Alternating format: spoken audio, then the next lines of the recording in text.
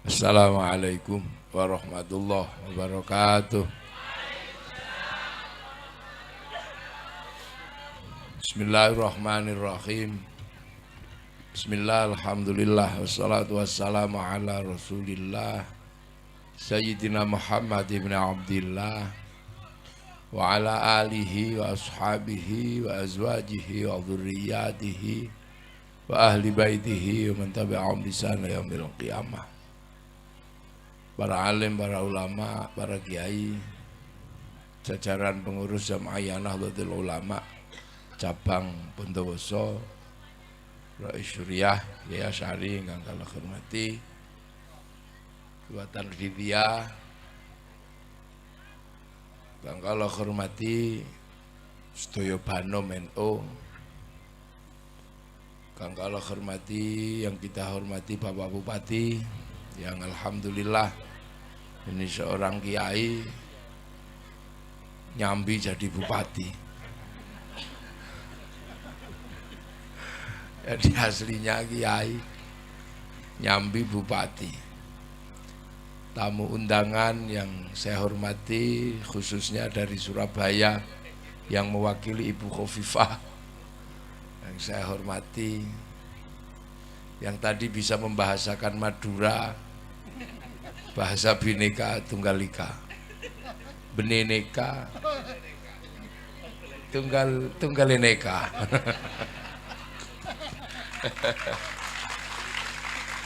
Jajaran TNI Polri, ya khususnya sahabat-sahabat Ansor yang barusan dilantik.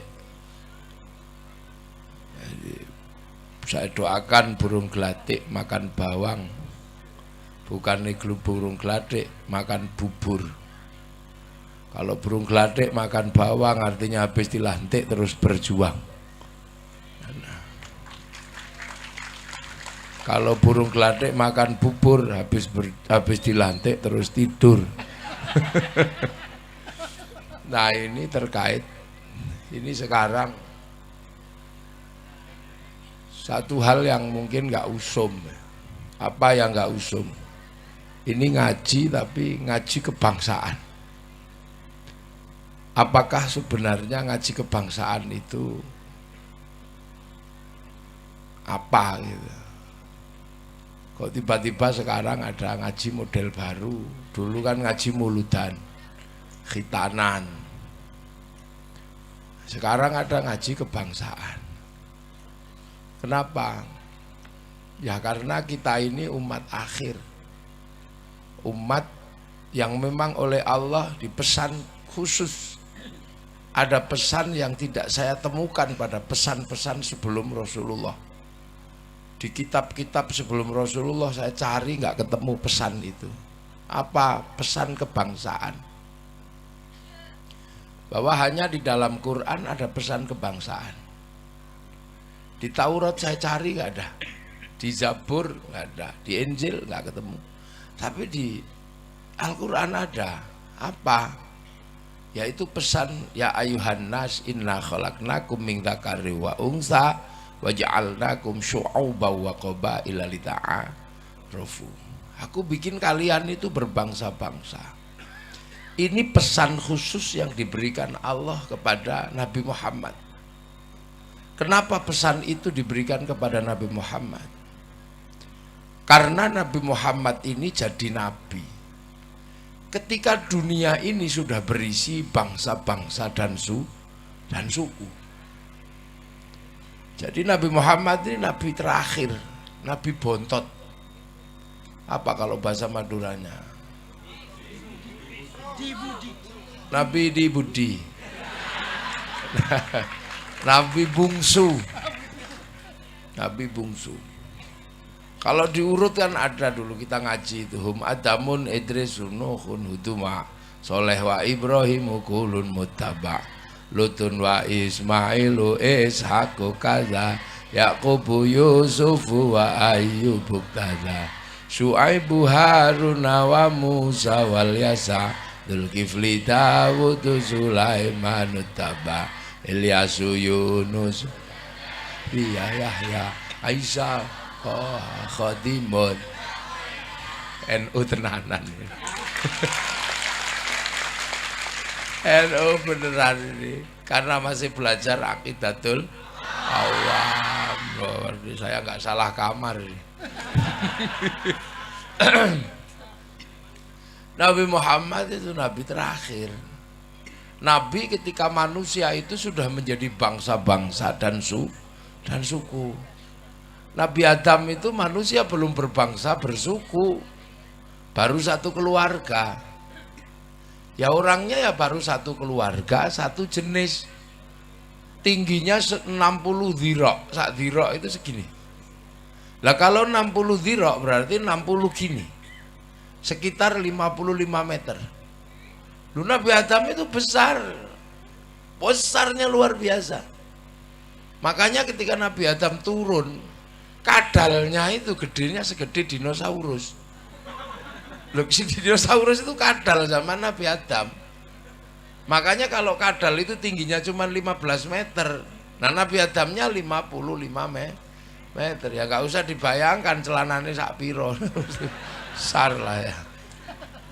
Wah, Adam itu besar. Dan Nabi Adam itu ya dari Nabi Adam dan ke Siti Hawa. Kemudian beranak pinak itu. Nah itu belum gede, ya belum banyak, baru satu keluarga. Makanya problemnya baru problem perkawinan. Nabi Idris baru sekampung. Nabi Nuh baru satu suku, kaum Ad. Dan mainnya juga belum jauh. Jadi belum pikniknya belum jauh, masih ya sekitar Arab sana. Jadi jauh umat Nabi Nuh itu kan dilemparkan banjir. Makanya ada yang mengatakan Nabi Nuh itu sampai ke Jawa, itu kan karena terlempar banjir. Nabi Ibrahim umatnya baru sekitar Filistin sama Mesir. Nabi Musa yang begitu hebat itu cuman sampai Mesir, Filistin. Lah Nabi Muhammad umatnya ini Masya Allah sampai Bondowoso. Iya. Umat Nabi Musa belum nyampe sini. Umat Nabi Ibrahim belum sampai Madura. Makanya belum sampai Kangean apalagi. Makanya belum ada beneneka, tunggeleneka belum ada. Ini umat, jadi belum jauh. Jadi umat Nabi Musa ya sekitaran Filistin. Lah umat Nabi Muhammad sampai Bantebasa. Sampai situ Bondo, sampai Banyuwangi, sampai Afrika, sampai Korea, sampai Jepang. Ini umat Nabi. Dan ketika Nabi Muhammad jadi Nabi, umat ini sudah berbeda-beda. Nabi Musa umatnya satu jenis, gede gitu aja. Setengah Fir'aun itu.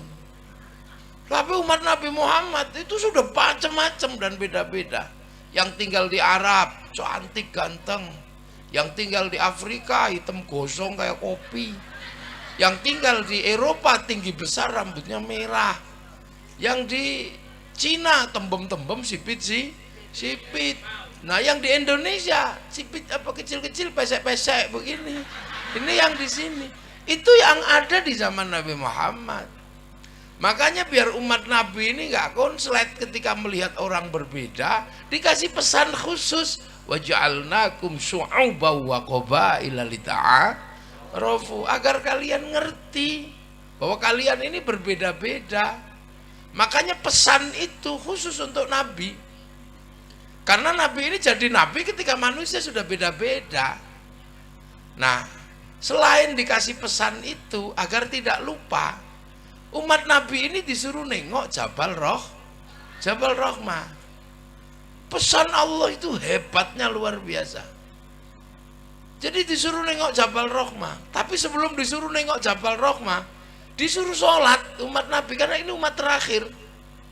Sholat itu ngadep kemana? Ngadep kiblat. Kiblat itu Ka'bah.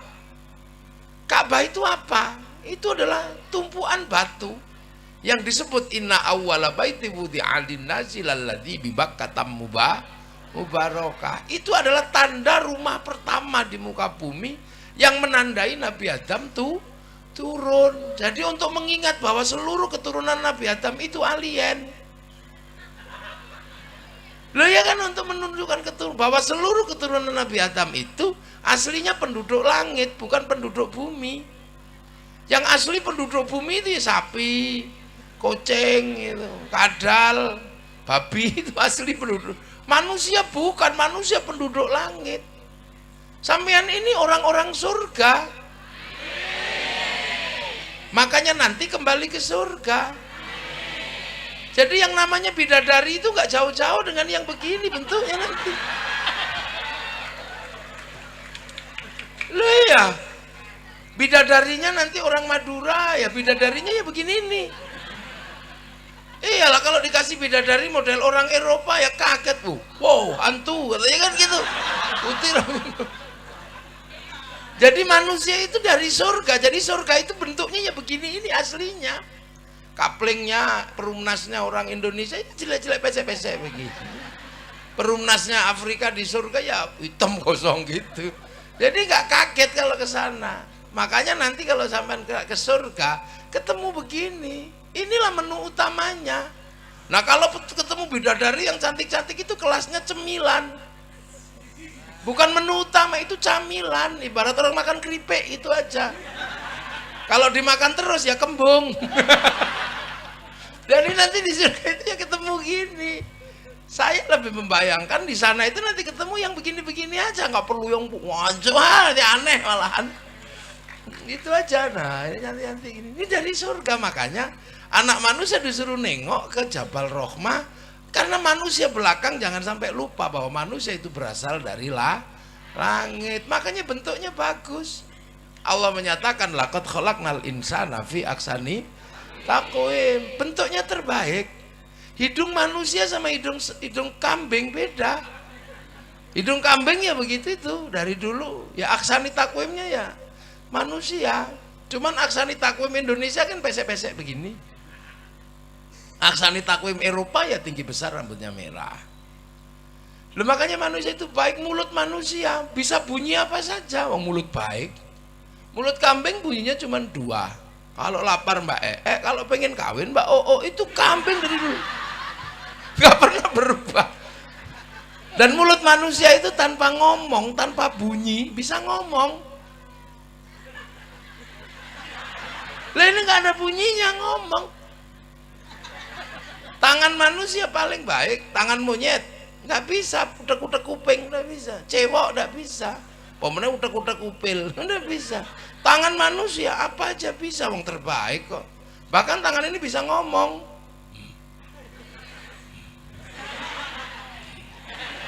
Pilpres kemarin, gue bisa ngomong. Ini terbaik.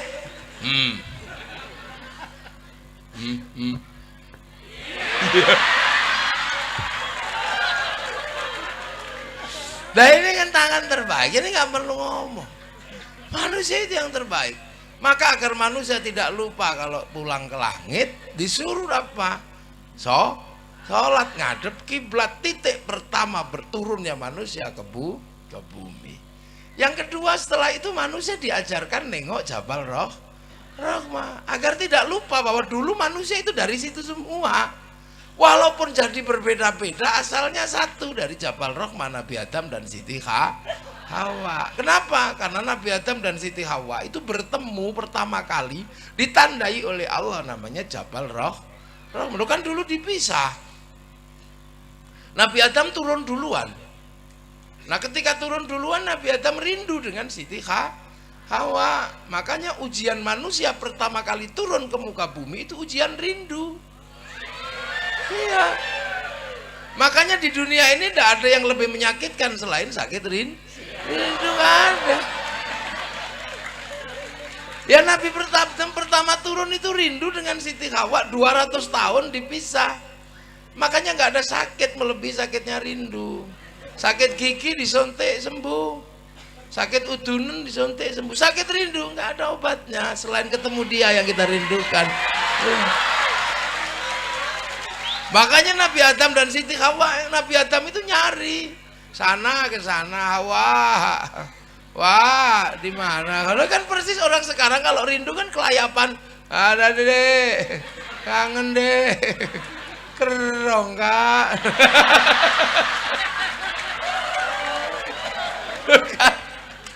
Kan gitu kan rindu. 200 tahun Nabi Adam nggak kuat, sudah nggak kuat, nggak tahan sudah, saking rindunya teriaklah Nabi Adam, Hawa, oh, ternyata sayup-sayup terdengar suara Nabi Siti Hawa, Mas Adam, Adam, gitu kan, loh.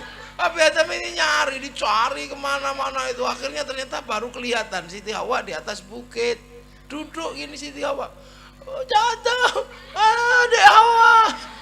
Oh, akhirnya Siti Hawa begitu saking rindunya berdiri dan naikkan sarungnya, lari ngejar Siti Nabi Adam.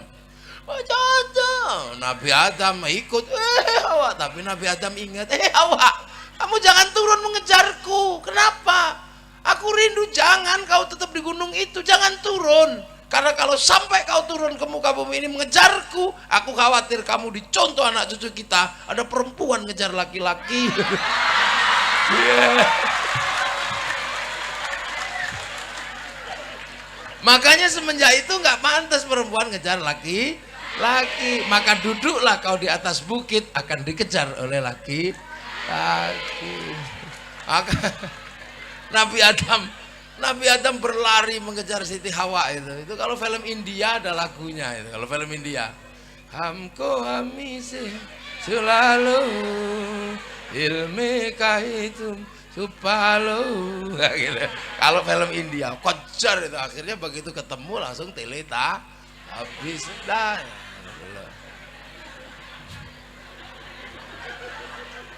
Loh, inilah cara anak milenial membayangkan pertemuan dua kekasih gitu. Nah, peristiwa itu nggak boleh dilupakan oleh anak cucu manusia, maka dikasihkanlah tanda besar namanya Jabal Rahmah. Jabal Rahmah itu tugu cinta Siti Hawa sama Nabi Adam. Maka kamu kalau sedang berjatuh cinta, bikinlah tugu-tugu cinta. Boleh foto berdua, atau makan bakso berdua, makanlah bakso berdua, tulang-tulangan. Tangan kirinya jangan lupa bawa pisau. Untuk apa? Mengukir nama kita berdua di mejanya tukang bakso. Ukir di situ. Ya, Zainab love Zainal. Oh. Kalau ribut, tengoklah ke mejanya tukang bakso deh. Jangan ribut. Kita pernah bersama dalam suka dan duka, dalam rindu. Buktinya apa? Ada nama kita berdua, kuukir di mejanya tukang bakso. Ayo ke sana. Sampai di sana mejanya nggak ada. Loh, makanya tugu-tugu itu dibikin. 10 November bikin tugu, Monas bikinkan tugu, Bondowoso bikin tugu. Itu pelajaran dari Allah agar anak cucu tidak lupa asal usul. Maka jangan dikit-dikit musyrik deh. Jangan dikit-dikit musyrik, jangan. Kita ini butuh tugu. Iya, untuk apa? Menjadi jembatan pengetahuan agar kita tidak kehilangan masa lalu. Karena masa depan tidak boleh melupakan masalah lalu. Walladzina ja'u min ba'dihim yaquluna rabbana ighfir lana wa li ikhwanina alladzina sabaquna bil iman. Lah Nabi Muhammad agar umatnya nggak lupa dulu asalnya satu bapak satu ibu, maka suruh nengok Jabal Rahmah, puncak ibadah haji, wukuf di padang Arafah, agar kita nggak lupa memang manusia berbeda. Yang tetap di Arab keturunan Nabi Adam cantik dan ganteng, yang pindah Eropa tinggi besar rambutnya merah, yang pindah Cina tembem-tembem sipit, yang pindah Afrika hitam gosong kayak kopi, yang pindah ke Indonesia pesek-pesek rembes gini. Allah hanya metakan lita'arofu agar kalian saling pengertian. Lah kita punya pengertian kenapa Arab cantik sama ganteng. Gak usah emosi. Karena Arab tidak ada air. Kalau dibikin jelek kayak kita nggak mandi tambah jelek. Makanya dibikin cantik ganteng biar kalaupun nggak mandi tetap cantik, tetap ganteng itu. Kan pengertian aja, nggak usah pakai dibantah gitu. Wong yang nggak ada dalilnya, kenapa berubah nggak ada dalilnya? Cari di Quran, di hadis. Kenapa yang pesek ada yang ini nggak ada? Ya pengertian aja. Maka saya punya pengertian karena nggak ada air, makanya cantik, biar kalau nggak mandi cantik kan. Eropa kenapa tinggi besar rambutnya merah? Karena ada musim dingin. Kalau dibikin kecil-kecil gini kedinginan mati. 4 bulan nggak ada matahari orang Eropa. Karena nggak ada matahari maka tiada sinar ultraviolet, kulitnya berubah tanpa pigmen. Maka saat matahari hilang, kulit perempuan dan laki-laki Eropa bintik-bintik kayak kulit tekek. Maka mereka berlari ke Indonesia, berjemur di pantai-pantai Indonesia. Itu bukan pornografi, itu berjemur. Maka Pak Bupati nggak usah emosi, nggak usah bikin perda Bondowoso turis masuk ke Indonesia harus pakai jilbab, nggak usah. Lah iya, kasih aja di bentangan pantai mana, itulah pantainya turis. Kalau kamu nggak tahan, nggak usah ke situ. Orang di situ itu dia berjemur, kamu aja yang salah paham dikira porno, bukan. Itu dede. Orang Eropa kalau musim dingin dia nggak punya daun, nggak ada daun. Seluruh daun rontok di musim gugur. Yang nggak rontok cuma daun cemara. Makanya bulan Desember teman-teman Nasrani kalau kemudian Natal pakai daun cemara. Bukan karena hebatnya daun cemara ya, cuma daun itu aja yang nggak rontok di musim gugur. Makanya seandainya Natal itu asli Bondowoso bisa daun sawu, gitu. Daun jambu. Makanya teman-teman Muslim NU nggak usah emosi. Jangan kau tanam cemara di depan masjid kami. Itu pohon Kristen. Semenjak kapan pohon punya agama? Ya saja. Ini loh yang diajarkan para ulama dahulu, indahnya luar biasa. Afrika kenapa hitam gosong? Ya karena ada singa. Kalau dibikin putih dikejar singa kelihatan. Nah kalau dibikin hitam gitu ya sudah, tengkurap itu dikira kayu. Lah yang Cina kenapa tembem dan sipit? Ya karena di sana kalau musim dingin salju turun, mataharinya keluar. Jadi silaunya luar biasa. Lama-lama ya gini-gini kan ya sih. Nah yang dari Indonesia kenapa kecil-kecil dan minimalis padahal makanan paling banyak, protein paling banyak itu di Indonesia. Kenapa kita kecil-kecil? Itu urusan Allah dan gak ada masalah. Kita dibikin kecil-kecil karena oleh Allah kita ditempatkan di belahan buminya yang paling indah, namanya Indonesia. Gak ada bumi seindah tempat kita, gak ada. Sudah percaya sama saya. Saya ini kalau dalam zaman dulu Ibnu Battuta saya ini pengembara. Belum seminggu saya keliling negara-negara Cina, dari Jepang keliling, dari Tiongkok keliling saya. Jadi saya hafal mulai dari Afrika yang paling ujung hafal. Nggak ada tempat seindah kita. Orang Arab itu mau nanam pohon butuh ratusan juta. Kita nanam pohon nggak sengaja. Ya kan? Makanlah kates, telan bijinya, pergilah ke ladang, lah di situ. Tunggu 6 bulan ada buahnya sudah. Di negeri kita. Loh, ini perbandingan. Orang Eropa kalau musim dingin nggak punya ikan karena seluruh airnya mengering jadi beku. Lah kita nggak pernah kehilangan ikan. Makanya orang Eropa kalau musim panas mengawetkan ikan namanya sarden. Makanya kita ngapain ikut-ikut makan sarden? Wong setiap hari kita dapat ikan segar dari sungai atau dari laut. Kalau dapat ikan nggak dapat ya kodok-kodok dapat. Itu Indonesia, nggak ada negeri seindah kita. Orang Eropa itu kalau musim dingin nggak makan daging mati, maka susu dikeraskan menjadi keju, dibusukkan menjadi yogurt. Kita ini seumur-umur makan kobes hidup. Mana ada negeri seindah kita. Musim dingin orang Eropa butuh energi yang sangat banyak, minyak yang sangat banyak untuk memanaskan negeri dengan menggunakan listrik. Musim panas mendinginkan negeri dengan listrik. Makanya berebut energi, perang di seluruh negara di dunia didalangi oleh orang-orang Eropa. Karena mereka berebut energi, butuh AC. Kita nggak butuh, kita nggak panas, nggak dingin. Maka teknologinya bukan AC, sarung. Iya, kalau kepanasan kebut-kebut pakai sarung, kedinginan kemulan sarung, guru udah selesai. Nggak ada negeri indah kayak kita. Loh, mana ada negeri seindah negeri kita? Nggak ada.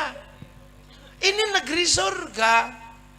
Makanya dulu orang Yunani mencari tanah kita, karena mereka punya kabar ada Atlantis yang hilang atau tanah surga. Tanah surga itu air tidak pernah berhenti mengalir, daun tidak pernah rontok, hawa tidak panas dan tidak dingin, dan matahari tidak pernah ingkar janji, pagi terbit sore terbenam.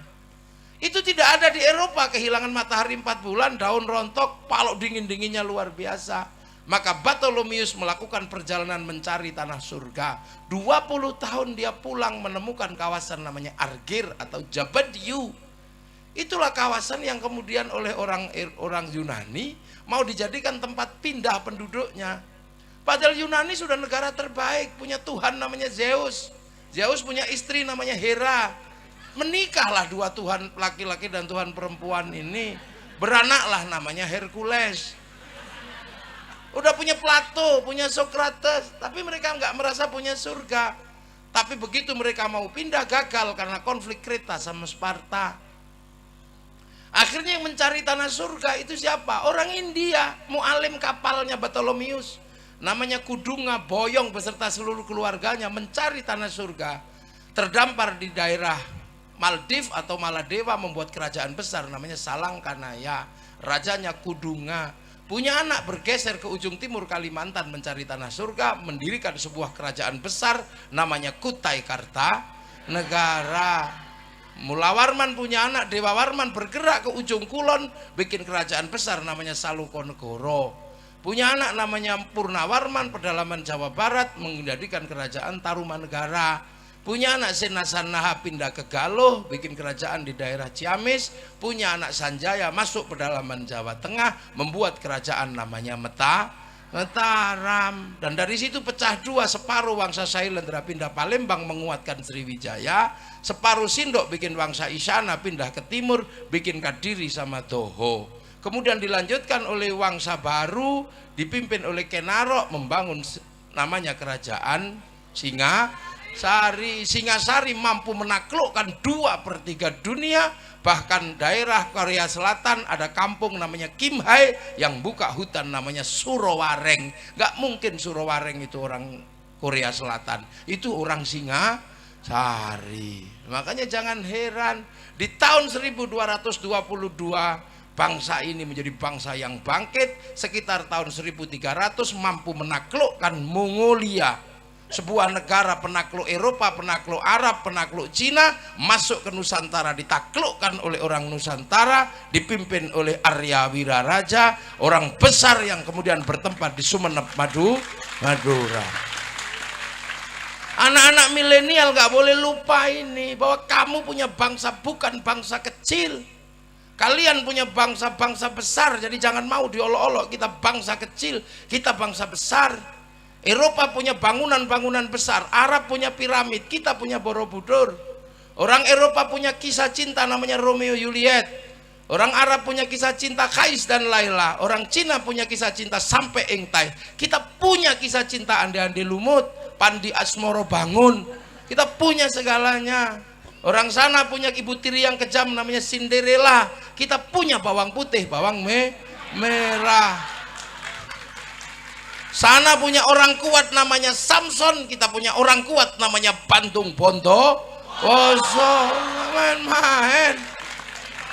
Sana silahkan punya orang kuat, silakan sana punya binatang bisa ngomong namanya kura-kura ninja. Kita punya kancil nyuriti timun, sama aja, apa bedanya? Bedanya lengkap bangsa ini. Orang Arab silakan punya alat musik namanya terbang, terbuat dari kayu dan kulit. Orang Eropa silahkan punya alat musik namanya gitar, terbuat dari kayu dan tali. Tapi bangsa kita punya alat musik namanya gamelan, terbuat dari logam. Hanya bangsa yang menguasai ilmu pertambangan yang maju dan penguasaan metalurgi yang mapan mampu membuat alat musik dari logam.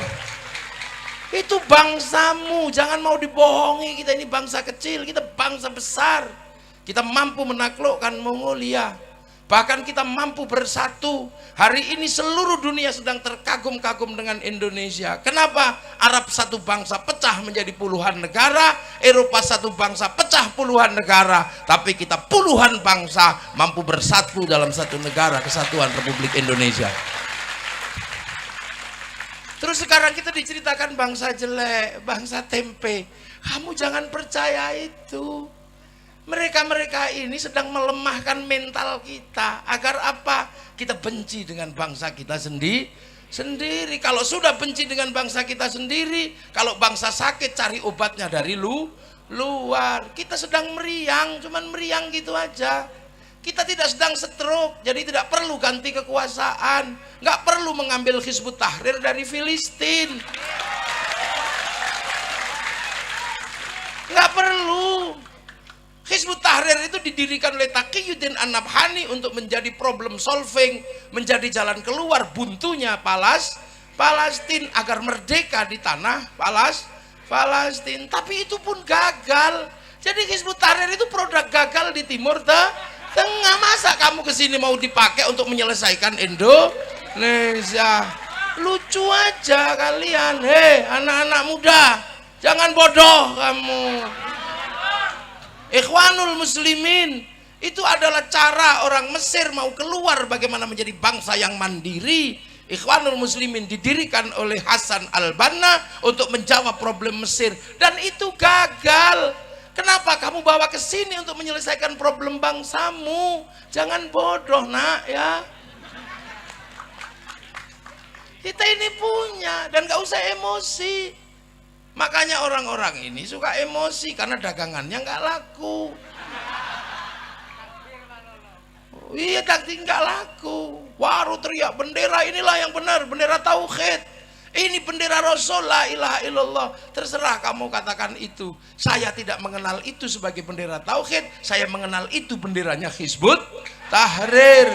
Itu bukan bendera tauhid. Kalau itu bendera tauhid, Kiai Hasyim Asy'ari pasti mengajarkan itu bendera tauhid. Yai Hasyim nggak pernah mengajarkan itu. Yai Dahlan tidak pernah mengajarkan itu. Ki Bagus Hadi Kusumo tidak pernah mengajarkan itu. Hanya kamu yang kemarin sore mengajarkan itu. Kamu nggak usah emosi kalau kami nggak mau nerima benderamu. Kamu kalau anti bendera tauhid, kamu anti la ilaha illallah. Enggak. Kami setiap hari tahlilan pakai la ilaha illallah. Kamilah yang paling sering menyebut la ilaha illallah, karena itu adalah cara zikir kami. Afdhal dzikri fa'lam annahu la ilaha illallah. Sudah kita lakukan setiap hari. Maka jangan emosi kalau kamu anti bendera ini, kamu anti la ilaha illallah. Enggak nak, enggak. Aku anti bendera PKI Palu Arit. Aku enggak suka, tapi kalau kami ke sawah tetap pakai arit. Pergi nukang tetap pakai palu. Kenapa kamu ribut? Nah ini kita menjadi bangsa besar, makanya bangsa ini semuanya ada. Gak usah ribut. Kita dari segala sisi maju. Dari kalimat-kalimat yang kita punya, ini maju. Ya, di Arab sana orang tidur disebut naum, di Inggris disebut sleep. Di sini Bondowoso ada yang disebut sare, ada yang disebut tilem, ada yang disebut bobo. Tedung, oh ada tedung, ada yang namanya tedung. Nah di bawahnya itu udah macam-macam pangkatnya, ada micek, ada batang. Lengkap, kita punya segalanya. Makanya, dan kemudian bangsa ini menyelesaikan problem terbesarnya adalah problem pertemuan antar Tuhan waktu itu. Jadi konflik antar Tuhan terbesar itu ada di Nusantara tahun 820 antara Wangsa Sailendra yang beragama Buddha dan Wangsa Sanja yang beragama Hindu. Perang besar di Jawa Tengah sana, sampai akhirnya raja Hindu yang namanya Panukuh nggak mau jadi raja, takut perang sama raja Buddha namanya Garung. Tapi raja Buddha kerasnya luar biasa, setiap ketemu orang Hindu dibunuh. Akhirnya kemudian Garung berkuasa penuh dan kerajaan Sanjaya pelan-pelan meninggalkan rajanya hilang. Sampai satu ketika orang-orang Buddha yang kuat dipimpin Semaratungga mau bikin candi, nggak bisa.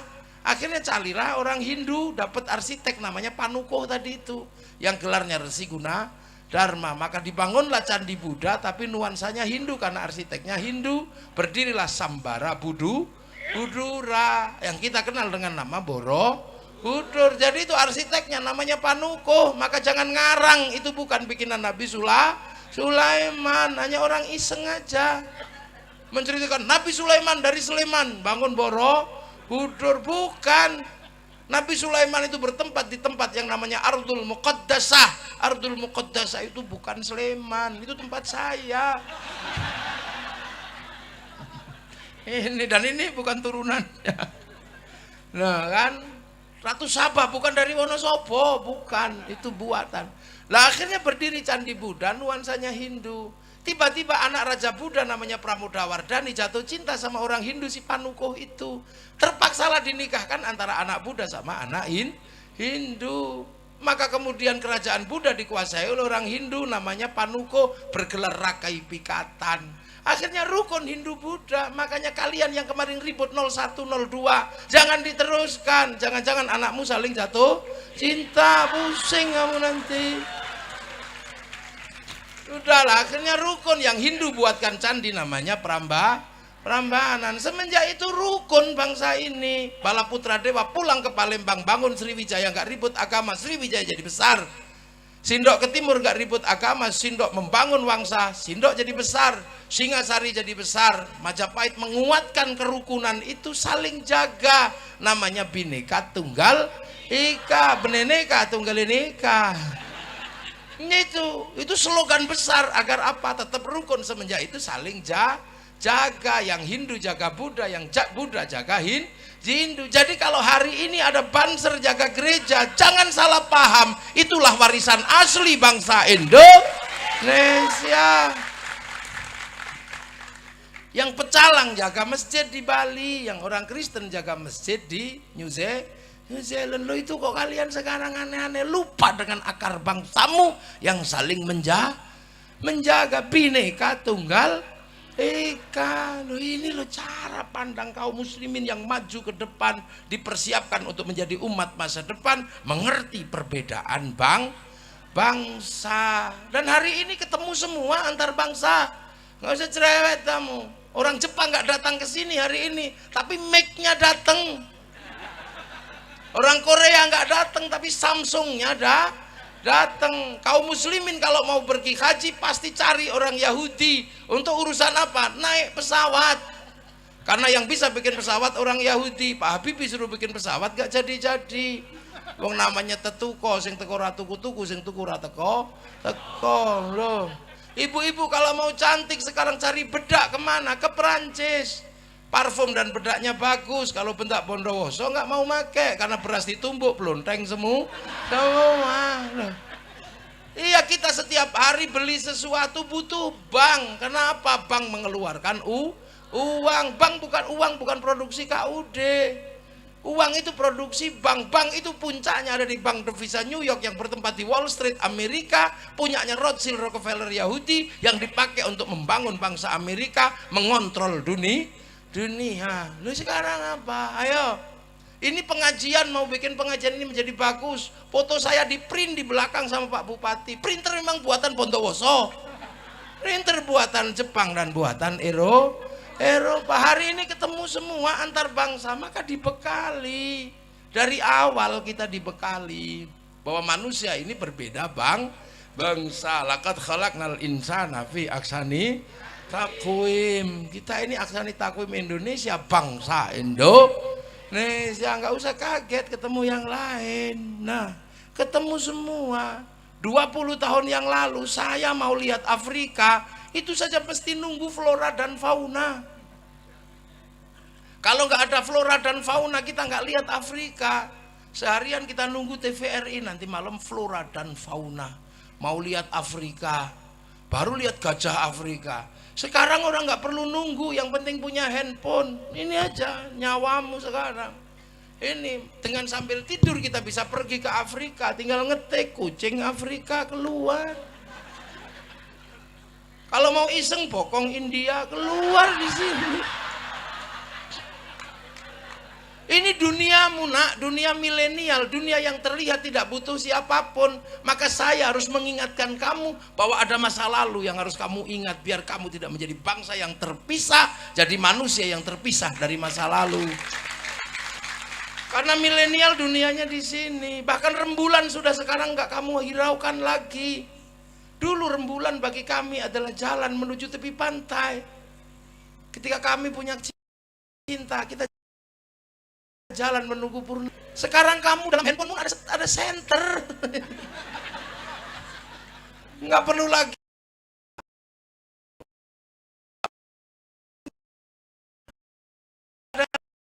tentang rembulan. Nggak dengar lagi orang merayu kekasihnya tentang rembulan. Dek, aku merindukanmu, wajahmu seperti purnama. Nggak denger. Anak milenial kalau merayu kekasihnya aneh. Anu Cak, apa? Nanti kita jalannya lewat, jangan anu ya.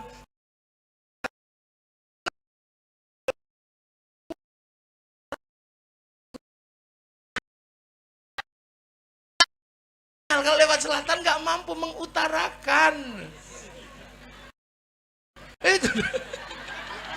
Itu anak milenial, anak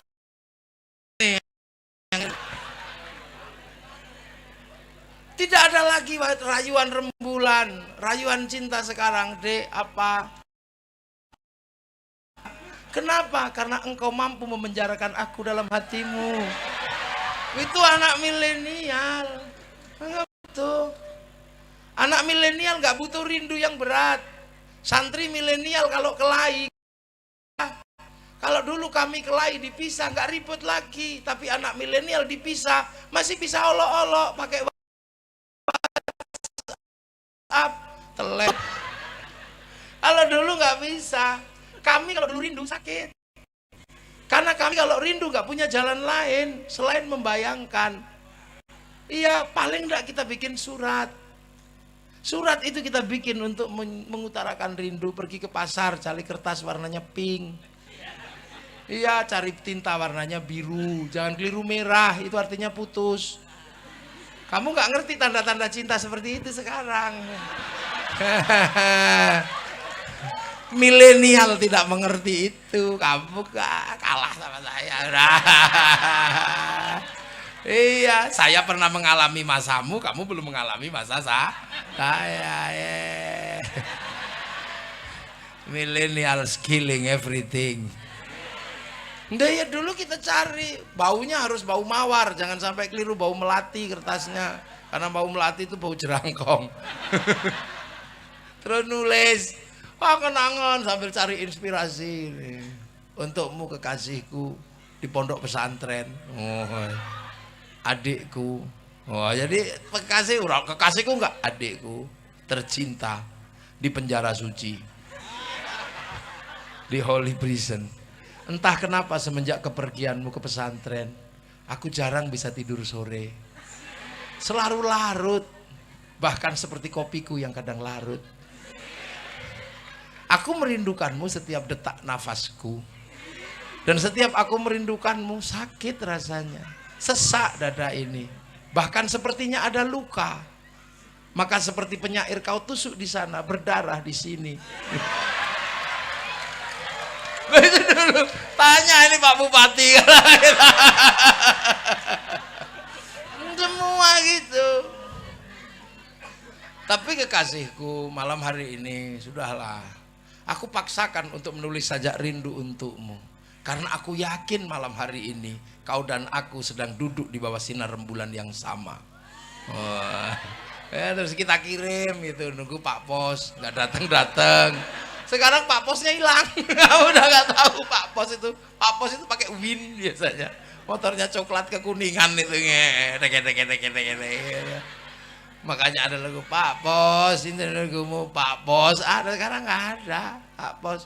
Milenial nggak mengenal itu, makanya kalau rindu dia nggak bisa berkata-kata. Anak milenial mudah emosi, tidak pintar meredam emosi.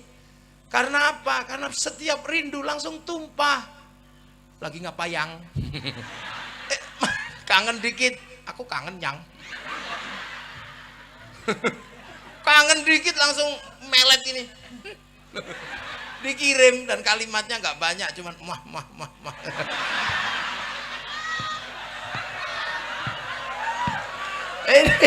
Ini anak milenial. Ya Allah, nggak mengenal apa-apa.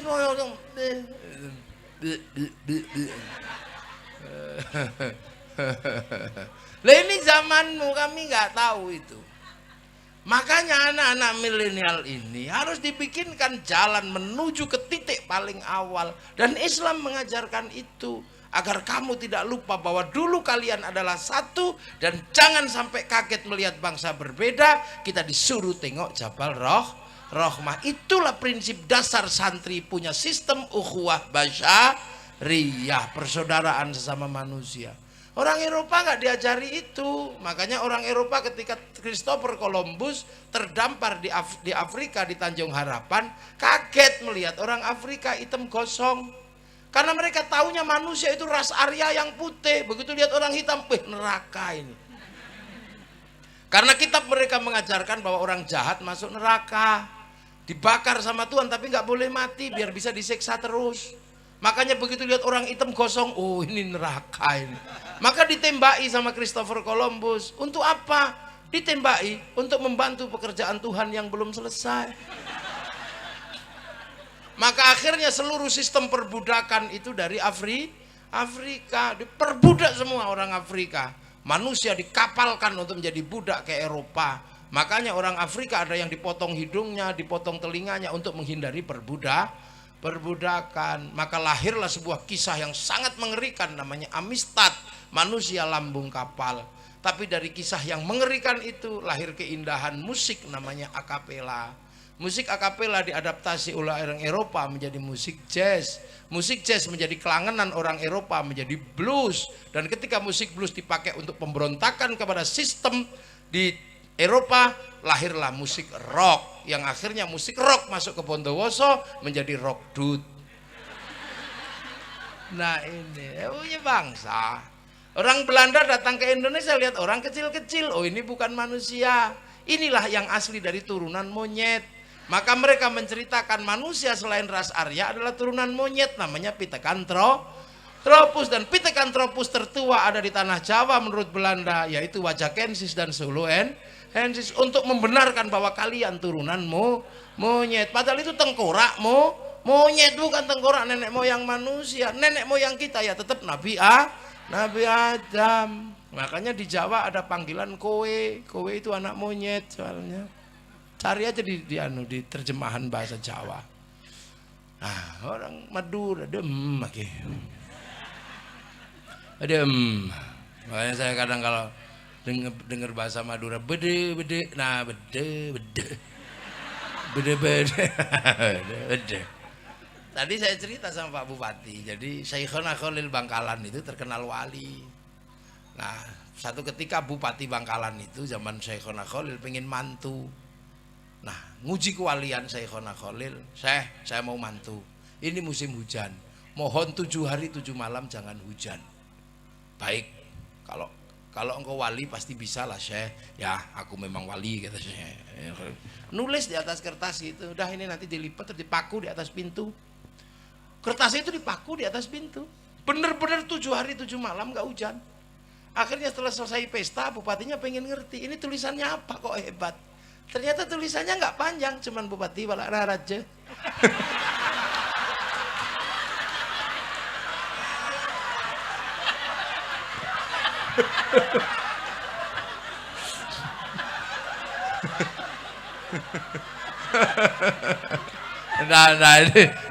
Nah itu yang cerita, itu ceritanya Gus Dur. Kata Gus Dur cerita itu dari Kiai As'ad Samsul Arifin.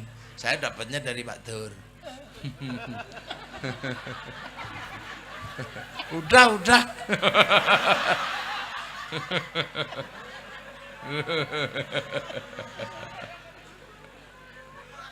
Ya daripada palanya tak odi.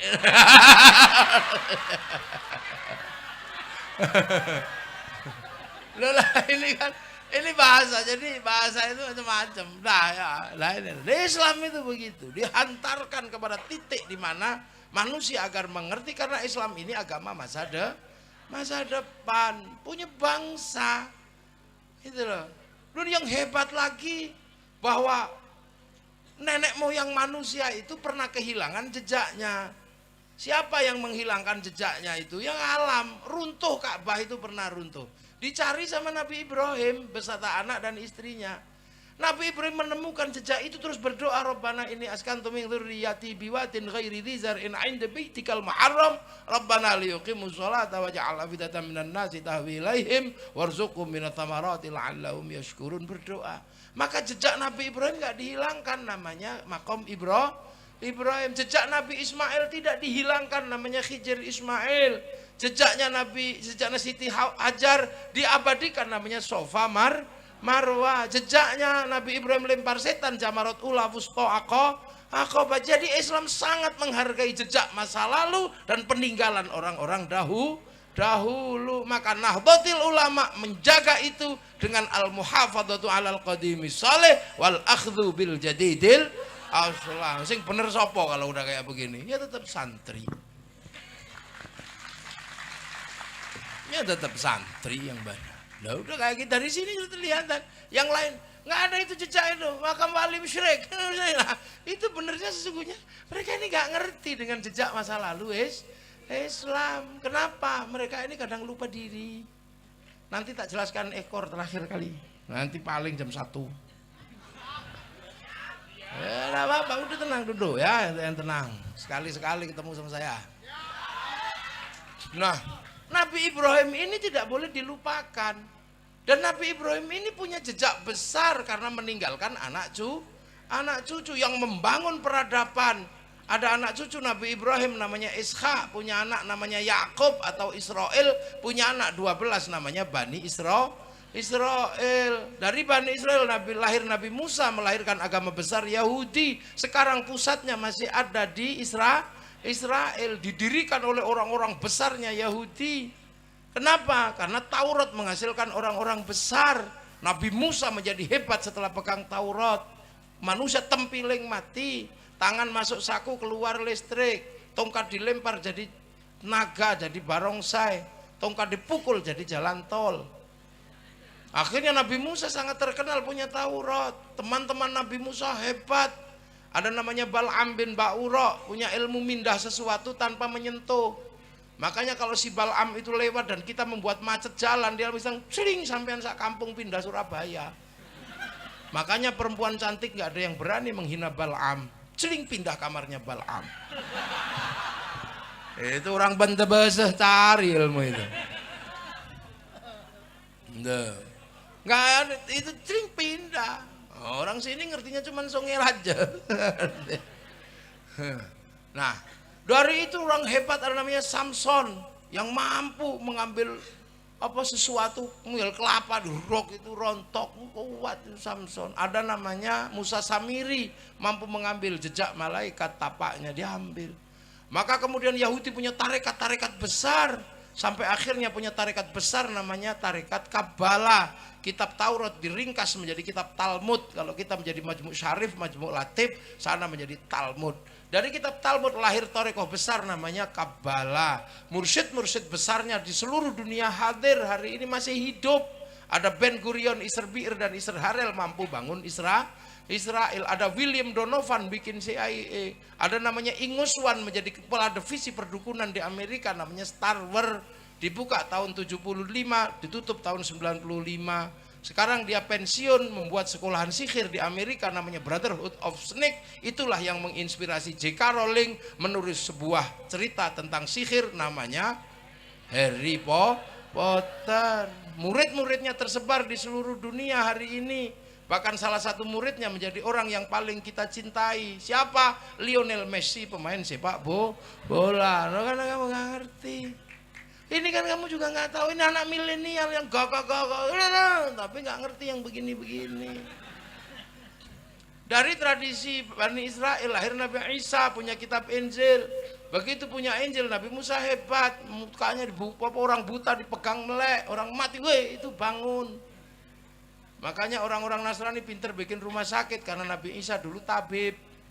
Setelah itu melahirkan ajaran-ajaran besar belakangan. Ada tarekat-tarekat, ada namanya iluminasi, macam. Ada kekuatan besar sekarang di Vatikan. Pemimpinnya namanya Paus. Terus kerajaan Tuhan namanya kardinal di mana-mana. Sekarang di Indonesia ada pemimpinnya namanya Romo. Tempat ibadahnya namanya gereja. Itu adalah Bani Israel sisi sana. Tapi Nabi Ibrahim juga punya putra namanya Nabi Ismail melahirkan generasi besar namanya Rasulullah Shallallahu Alaihi Wasallam. Lah kita sekarang ketemu. Nah kalau ketemu bagaimana? Kamu kelahi lagi? Tidak. Allah sudah menyelesaikan problem antara Bani Israel sama kita. Diselesaikan oleh kapan? Rasulullah ketika Isra Mi'raj. Satu, kiblatnya kembali kepada Masjidil Aqsa, kita kepada Masjidil Haram. Minal Masjidil Haram ilal Masjidil Aqsa. Maka jangan ribut, sana kiblatnya sana, kita di sini. Makanya kalau sekarang di Filistin ribut Yahudi, Nasrani dan Islam, itu pantas karena rebutan tinggalan nenek moyang. Siapapun yang berebutan sawah pasti saudara. Kalau pematangnya baru tetangga. Jadi Palestina itu punya 3 agama. Jadi kalau ribut di sana nggak usah ribut. Wah itu hancurkan Pak. Ya kalau sekarang di sana yang menang ya yang pinter. Nah berhubung sekarang yang pinter Yahudi ya Yahudi yang menang. Lah kok bisa? Lah Yahudi sudah mikir rembulan, kamu malah ribut celana cingkrang. Kan kejauhan mundurnya. Yang sana sudah berpikir tentang nuklir, kamu kembali berkuda dan memanah. Yang di sana sudah memikirkan bagaimana sistem perdagangan dunia, kamu masih ribut urusan jenggot. Ini kan susah. Sana sudah menjelajah, ketemu dengan umat seluruh dunia. Bahkan mereka masuk ke semua negara. Kalaupun orangnya tidak datang, pesawatnya datang, sistem finansialnya datang. Sementara kalian masih membahas masuk gereja kafir, kan aneh. Kamu mundur. Kamu masih ribut orang bawa tumpeng ke gereja musyrik. Lah kan kamu aneh. Mundur jangan kejauhan nak. Mundur itu dikit aja, jangan jauh-jauh. Kalau kamu katakan orang masuk gereja itu kafir, kasihan kaum muslimin yang jadi cleaning service di gereja. Sudah bukan waktunya. Habib Umar bin Hafid biasa mengucapkan selamat Natal di gereja sana. Padahal setiap hari perang. Kamu kurang yakin dengan kealiman Habib Umar bin Hafid. Kamu masih kurang yakin dengan kemuliaan beliau. Beliau ke gereja, kadang kalau waktu sholat masih di gereja, beliau sholat mengambil tempat di sudut gereja. Kok kamu masuk gereja aja kok kafir? Kamu maunya apa? Apakah kamu mau bangsamu ini semakin mundur, agamamu semakin terpuruk? Ini eranya era perbankan, jangan mundur mengharamkan bank. Kasihan umat mati tidak punya jaminan kehidupan untuk bangun industri. Jangan. Tapi itu tidak terjadi di kalangan santri tetap maju. Sesuatu yang sudah dilewatkan oleh para masa lalu menjadi pengingat dan kita akan terus bergerak ke masa depan. Yang lain mundur bakas jenggot, kita sudah tidak ribut masalah jenggot. Yang lain masih membahas celana cingkrang, kita sudah tidak ribut masalah celana cingkrang. Yang lain masih ribut tentang bunga bank, kita udah nggak ribut karena kaum muslimin nggak bisa pisah dari bank. Kenapa pergi haji pakai bank? Baca Quran butuh bank. Karena percetaan Quran utang bank dulu sebelum dibeli sama negara. Nah, kalau kamu nggak suka bunga bank, ya jangan diambil bunganya kalau kamu nggak yakin. Tapi jangan kau haramkan bank. Karena bank dibutuhkan oleh kehidupan manusia baru. Ibarat kamu punya istri, kalau cuma mulutnya yang cerewet, ya mulutnya jangan dipakai.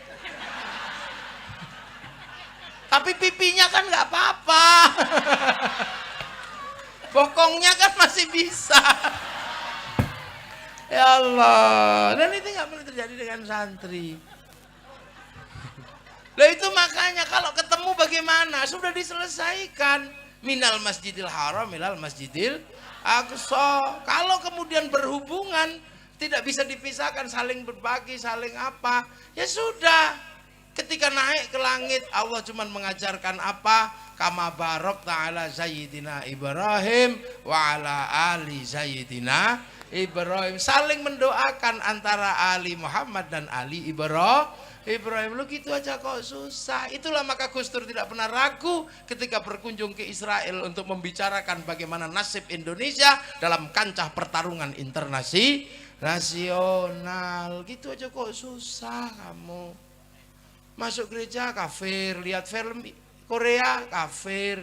Kamu kalaupun kalah cantik dengan artis Korea, kalah ganteng, jangan mengkafirkan nonton film Korea. Kamu kafirkan film Korea, kamu pakai Samsung.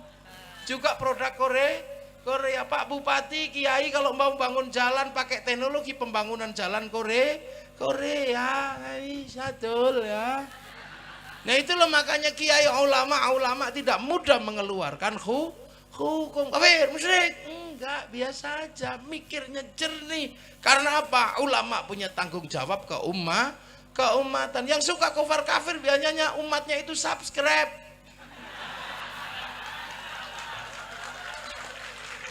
Umatnya itu subscribe dan like gitu. Jadi nggak ada tanggung jawab keumatannya, suka-suka dia aja. Ya. Fahim tum? Ya, syukran.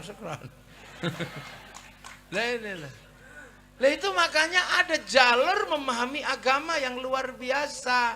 Jalurnya siapa? Jalur Nahdlatul Ulama. Maka beruntung sampean mendapatkan pembelajaran Islam ala Nahdlatul Ulama.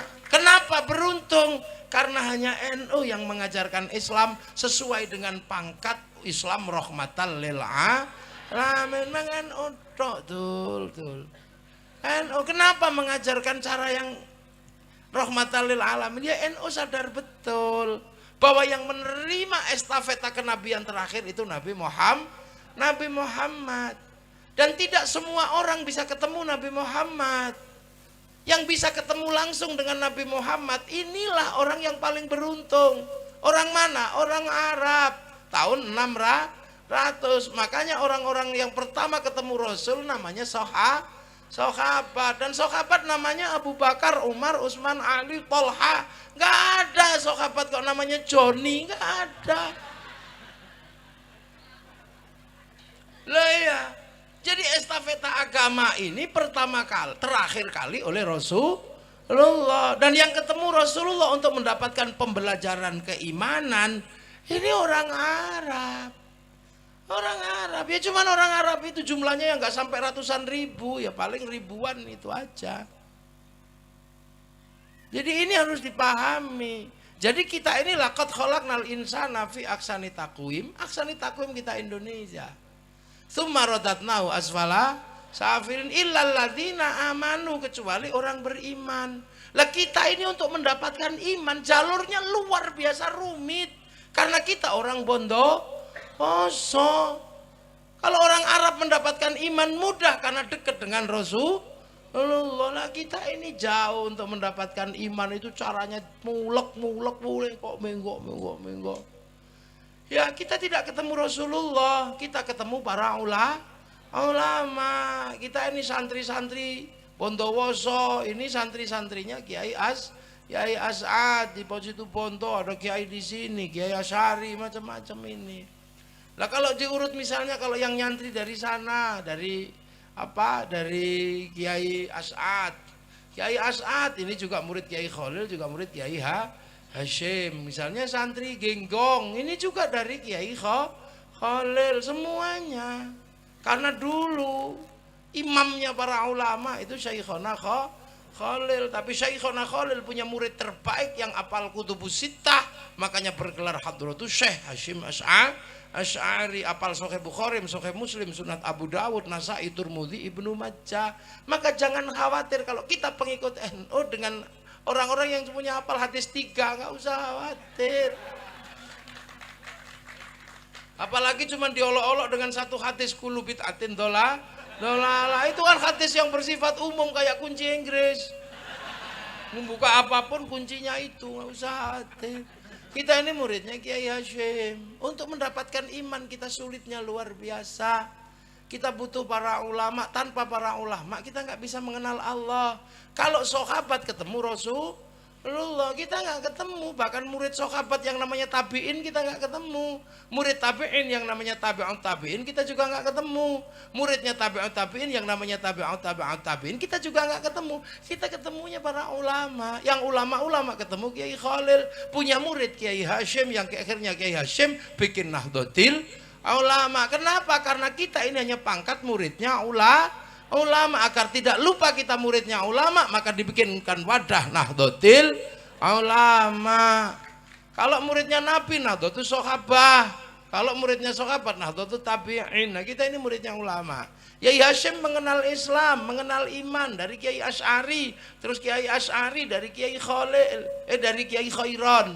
Mbah Khairon mengerti iman, belajar Islam kepada Kiai Abdul Wahid Solotigo.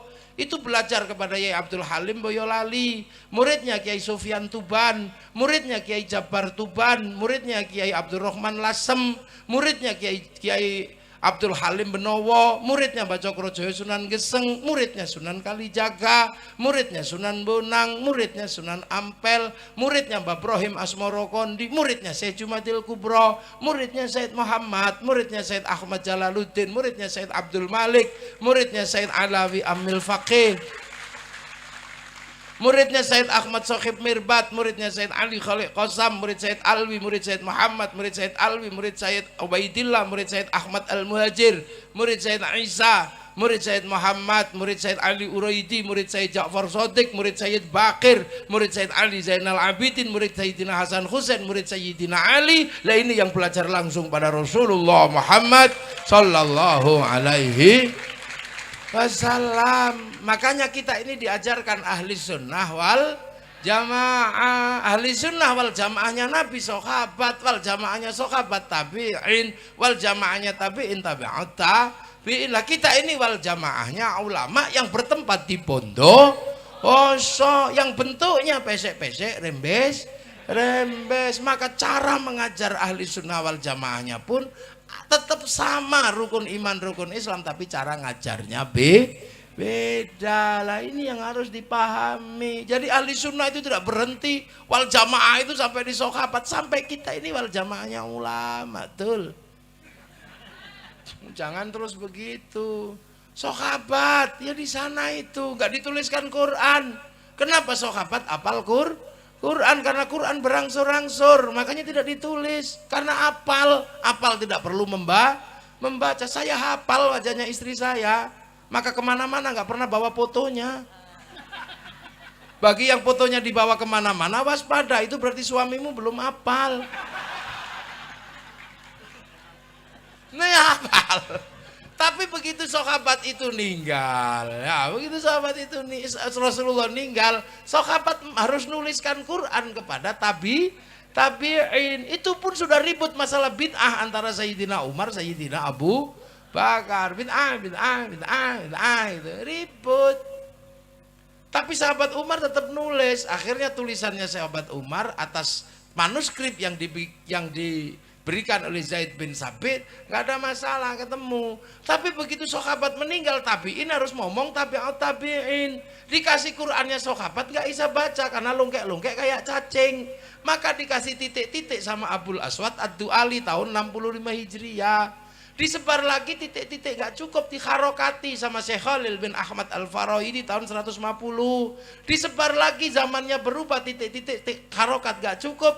Akhirnya lidah yang baca beda orang Arab nggak ada masalah, tapi orang Turki wadduha mustaqim, orang Spanyol wadduha, orang Padang lakenui, orang Sunda alladzina, orang Jawa alhamdulillah kamdu, ya hayu ya qayyum, yo kayuku yuka yumu, robbil alamin, robbil ngalamin. Orang Bali siratal ladina an'amta alaihim ghairil maghdubi alaihim waladdallin. Bali. Orang Bugis alaihim. Seluruh dunia berubah. Orang Madura saya nggak tahu cara bacanya awal. Maka dibikinkanlah ilmu baru namanya at-tajwid fi qiraatil Quran. Itu yang nulis namanya Abu Ubay Qasim bin Salam. Jadi nggak usah heran, ilmu itu bergerak, berubah tiap generasi berubah. Sahabat itu waktu pindah dari Makkah ketemu orang Madinah kaget. Karena sebelumnya nggak pernah ketemu manusia yang berbeda. Sampai di Madinah ketemu sama orang Cina yang kumisnya kiri kanan, jenggotnya 12. Sahabat nanya, ya Rasul, ada orang kumisnya 12 kiri kanan terus jenggotnya 11, itu orang mana? Oh, itu Cina. Utlubul ilma walau bisin. Maka sahabat Sa'ad bin Abi Waqqas melakukan perjalanan ke Cina untuk apa? Mencari tanah Tiongkok. Begitu setelah itu di Madinah sahabat ketemu orang aneh. Kalau dagang nipu, belum dibeli sudah ada yang nawar katanya. Curhat ke Rasulullah, ada orang jahat di pasar ya Rasul. Oh, biasanya Yahudi. Kalau kamu pengen lihat Yahudi cirinya 3. Sudah tua tapi rambutnya hitam, giginya utuh, jenggotnya nggak ada. Kok bisa ya Rasul? Iya, itu umatnya Nabi Musa. Dulu Nabi Musa waktu mau dicabut nyawanya sama malaikat Israel Israelnya ditempiling. Boak, itu kepalanya pecah. Lapor kepada Allah, ya Allah itu siapa mau tak cabut nyawanya kok saya ditempiling. Oh, jangan macam-macam, itu Musa, jangankan kamu, aku aja pernah dikomplain sama dia. Ilmu muda habis apa ya Allah? Oh enggak, tak ada ilmu yang tak kasihkan Khidir, kamu carilah, dan dia gagal. Itu. Maka malaikat datang lagi, ya Musa, nyawamu sudah expired. Waktunya tak cabut. Jangan untuk cabut, ngomong dong. Temenku ngomong katanya rambutmu udah putih, jenggotmu semrawut, gigimu rontok. Oh, kalau gitu cabutlah, cabut. Lah orang Yahudi mikir Nabi Musa dicabut karena giginya rontok, jenggotnya semrawut, rambutnya putih, maka akhirnya dia nyemir rambut, menyukur jenggot, memperbaiki gigi supaya kalau malaikat Israel datang, oh belum waktunya. Maka semenjak itu sampai di zaman Rasulullah, urusan lihyah itu untuk menyelisihi orang Yahudi. Makanya kiai-kiai nggak ada yang ribet, kalau mau jenggotan ya syukur, enggak ya nggak apa-apa. Tapi masalah jenggot menjadi ribut karena Kiai Said mengatakan orang jenggotnya panjang goblok, itu aja yang jadi ribut. Dan memang saya setuju dengan kalimat itu. Loh, ada sebabnya. Kenapa sampai Kiai Said orang alim bisa bikin statement begitu? Karena ada orang yang tiba-tiba mengatakan Wali Songo itu gak ada. Wali Songo tidak ada, itu fiktif lah. Orangnya namanya Zainal Abidin, jenggotnya panjang. Akhirnya sama Kiai Said diolok-olok, dasar orang kalau jenggotnya panjang itu goblok. Ya itu yang olok-olok Wali Songo gak ada yang berjenggot itu. Akhirnya dia bales, Kiai Said yang goblok. Orang penerus Wali Songo kok mengatakan orang berjenggot itu goblok, padahal seluruh Wali Songo itu berjenggot. Lah katamu kemarin Wali Songo gak ada, kok sekarang ada dan berjenggot. Nah itu aja sebenarnya asal muasalnya. Tapi goreng sana goreng sini karena ada yang bawa bimoli kemana-mana. Goreng daging ayam, daging sapi, daging ikanan, ada begitu itu. Lah ini loh, jadi anak kita, orang-orang kita mesti cerdas melihat ini. Nah itu makanya urusan lihyah. Islam kemudian berubah, geser lagi kemana? Geser ke Persia. Ketika di Persia ketemu budaya orang Majusi. Rajanya namanya Rustum, orang Jawa menyebutnya Rustam.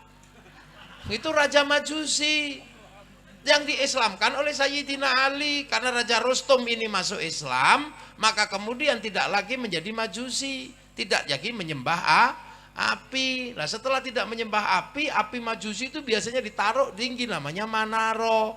Begitu ikut Islam, apinya dibuang, manaronya ditaruh di depan masjid. Nah seluruh kaum muslimin lihat manaro di depan masjid kok bagus, maka kaum muslimin berlomba-lomba bikin manaro. Sampai Bondowoso namanya menara atau menoro. Dan perkawinan antara Sayyidina Husain dan putra Raja Rustum melahirkan Sayyid Ali Zainal Abidin. Lah peristiwa itu terjadi di sana. Tahu-tahu tiba-tiba ada perang politik merebutkan kekuasaan. Sayyidina Ali terbunuh, termasuk Sayyidina Husain terbunuh pada bulan Asyura. Maka bulan Asyura menjadi bulan duka terbunuhnya cucu-cucu Rasulullah. Orang Jawa biar tidak lupa dengan peristiwa Asyura, maka menyebut bulan Muharram dengan sebutan bulan Suro. Karena orang Jawa kalau suka ngambil bahasa kepanjangan, itu diambil ekornya aja. Asyura, Suro, Muhammad, Mat, Zainal Abidin, Bidin, Zainal Arifin, Ipin, Zainuddin, Udin, itu orang sini. Makanya saya pernah ketamuan orang Bondowoso. Dari mana sampean? Dari Bondowoso, Kiai. Namamu siapa? Mat Ali, Kiai.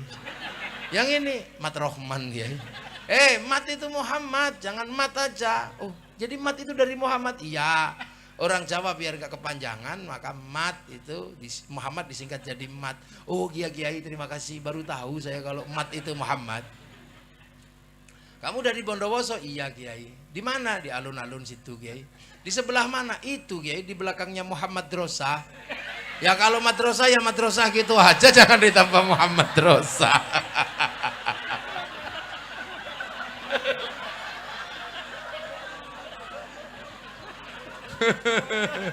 Ya jangan ditambah Muhammad Drosa.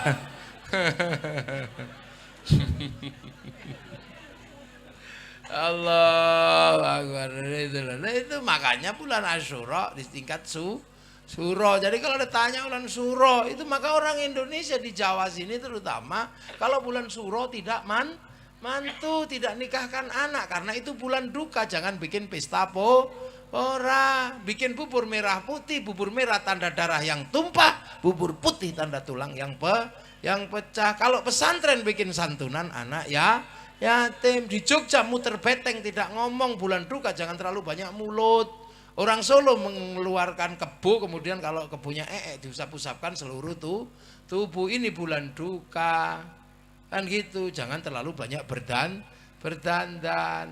Loh, ini caranya orang Indonesia mengingat masa lalu agar tidak lupa.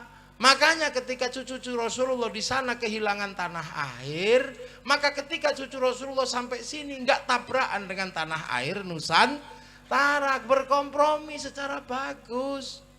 Itu kain ini apa, baju ya, misalnya baju ini sebenarnya baju syar'i, jubah, tapi di sana bisa dipakai. Tapi orang Bondowoso nggak mungkin pakai jubah terus kalau ke sawah. Makanya potongan itu jubah itu dipotong. Potongannya baju syar'i disebut sar'un. Begitu orang Jawa gak punya huruf ain, punyanya ngo, maka sar'un jadi sarung, saruan jadi sarungan. Terus takbirnya Allahu Akbar nyantol karena ada belebetannya di sini.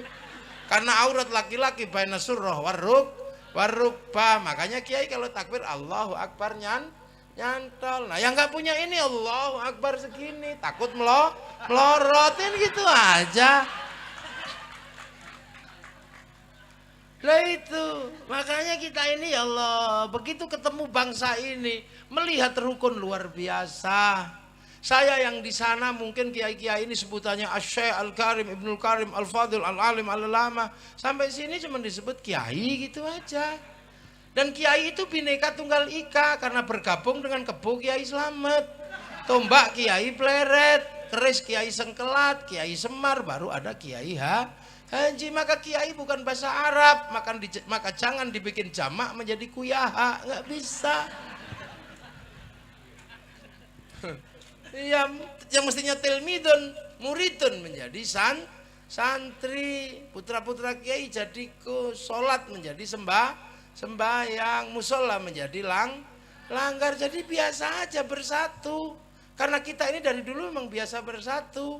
Termasuk sampai sekarang di sini bersatu, semua roda dua bersatu dalam nama Honda. Mau Mio ya tetap Honda. Hondamu apa? Mio. Jadi di sini memang dari dulu bersatu. Kan gitu, semua bersatu. Semua mie instan bersatu dalam nama Sari. Semua pompa air bersatu dalam nama semua minuman botol bersatu dalam celana jin bersatu dalam bersatu dalam nama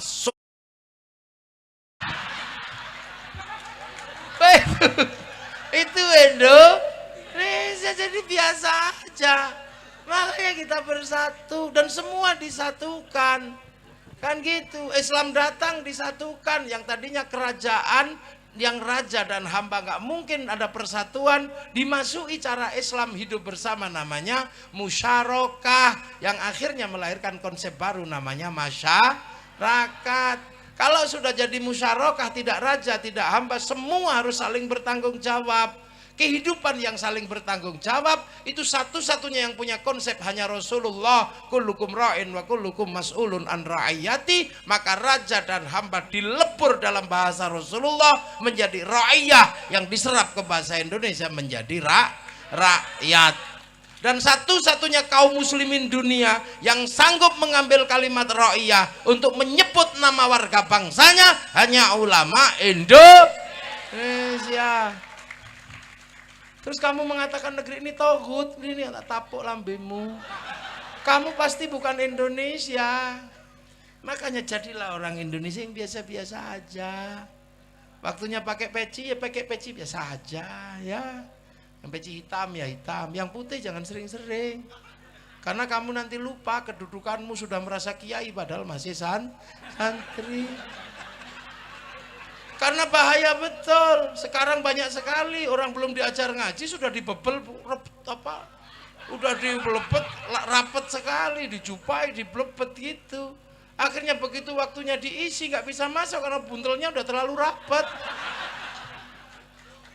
Makanya santri Lirboyo tidak boleh pakai peci putih biar nggak lupa kedudukannya masih santri, jangan sampai merasa kiai. Dan peci putih itu mahal, 40 juta. Jangan kemudian kita ini mau kalah menangan dengan orang-orang yang sudah haji, kasihan yang 40 juta sampean nggak modal.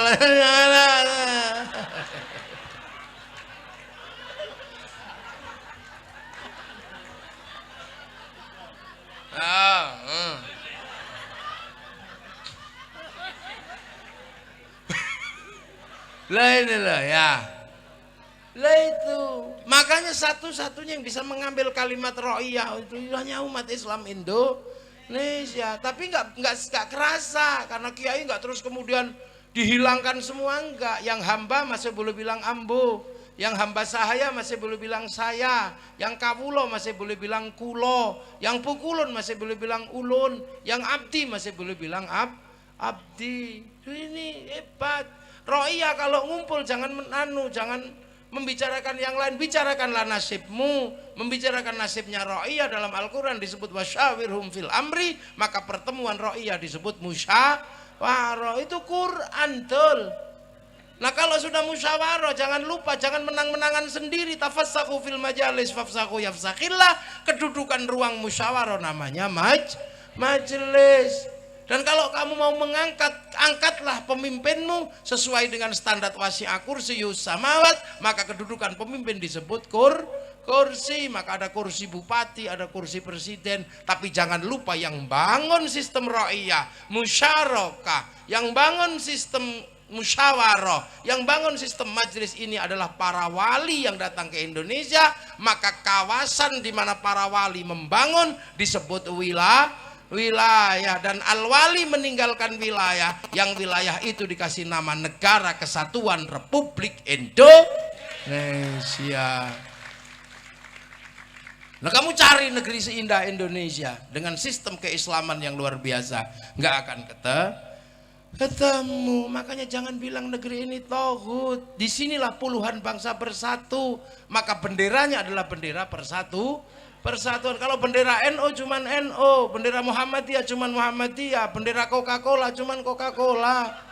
Tapi kalau sudah merah putih Sabang sampai merah, oke. Makanya Belanda paling marah lihat merah putih, tidak marah lihat bendera NU, tapi marah dengan bendera merah putih karena mempersatukan perbedaan. Para ulama tidak boleh kalah dengan Belanda. Kalau tidak boleh mengibarkan, kibarkan di atas rumah. Belanda masih curiga, tiangnya dikasih tebu, curiga lagi dikasih padi, tiangnya dikasih kelapa, masih curiga dikasih pisang, masih curiga bahwa tumpeng sama ingkung makan. Oh ternyata cuma mau makan. Tapi jangan lupa begitu makanan habis, padi mengering, tebu mengering, pisang mengering, kelapa rontok, yang tersisa tinggal merah putih. Makanya ketika ditambah biru sama Belanda, disobek sama santri, lahirlah peristiwa 10 November, ratusan ribu nyawa bahkan jutaan mempertahankan pemersatu namanya bendera merah putih. Tapi anak milenial mengenal merah putih hanya seharga 50.000. Maka kadang anak milenial nggak ngerti, dulu merah putih minta darah dan nyawa, sekarang merah putih hanya minta kita mengangkat tangan. Maka jangan sekali-sekali kita angkuh, dan jangan sekali-sekali kita tidak mau mengangkat tangan, karena hari ini merah putih hanya minta kita begini, tidak lagi minta darah dan nyawa. Makanya kalau ada yang mengatakan bahwa merah putih adalah tohut, angkat bendera tohut, ini pasti di zaman perang nenek moyangnya tidak ikut berperang, atau jangan-jangan nenek moyangnya bandar dadu. Ini loh bangsa. Kamu sekarang bisa apa saja. Kamu bisa menjadi Eropa karena teknologi memungkinkan. Kamu bisa menjadi Arab karena orang memungkinkan, buka aja media. Tapi satu yang kamu tidak bisa berubah. Apa? Kamu tetap menjadi Indonesia. Walaupun kamu seperti orang Arab, kamu pulang ke Arab tetap ditanya pasportmu mana. Walaupun kamu seperti orang Inggris, kamu akan ditanya pasportmu mana. Maka jangan lupa, kita ini pangkat muridnya ulama. Yang terakhir perbedaan dunia hanyalah perbedaan bangsa. Maka jangan sampai lupa bahwa kita punya bangsa. Makanya Malaysia hebat.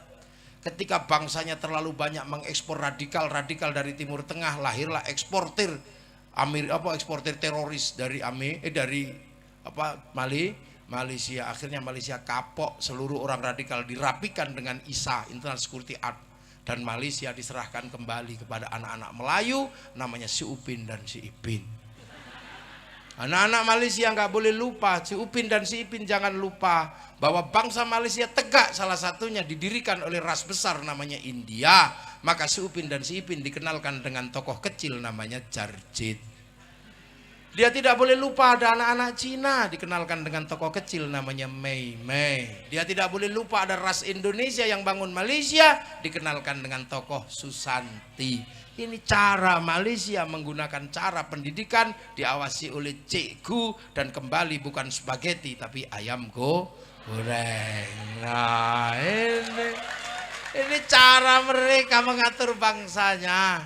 Amerika ketika gagal dalam urusan Vietnam karena harus berhadapan dengan Vietcong, bangsanya tidak boleh malu, bikin film Rambo 1 sampai 6 untuk menutup bangsa yang malu. Gagal dengan Saddam Hussein, dia bikin film Hot Shot 1 sampai 2. Gagal dengan Usama bin Laden, bikin film 12 Strong. Amerika nggak boleh malu ketika nggak punya spiritualitas, dia akan mengambil spiritualitas Cina, tapi agar bangsanya tidak malu, bikinkan American Shaolin, American Kung Fu.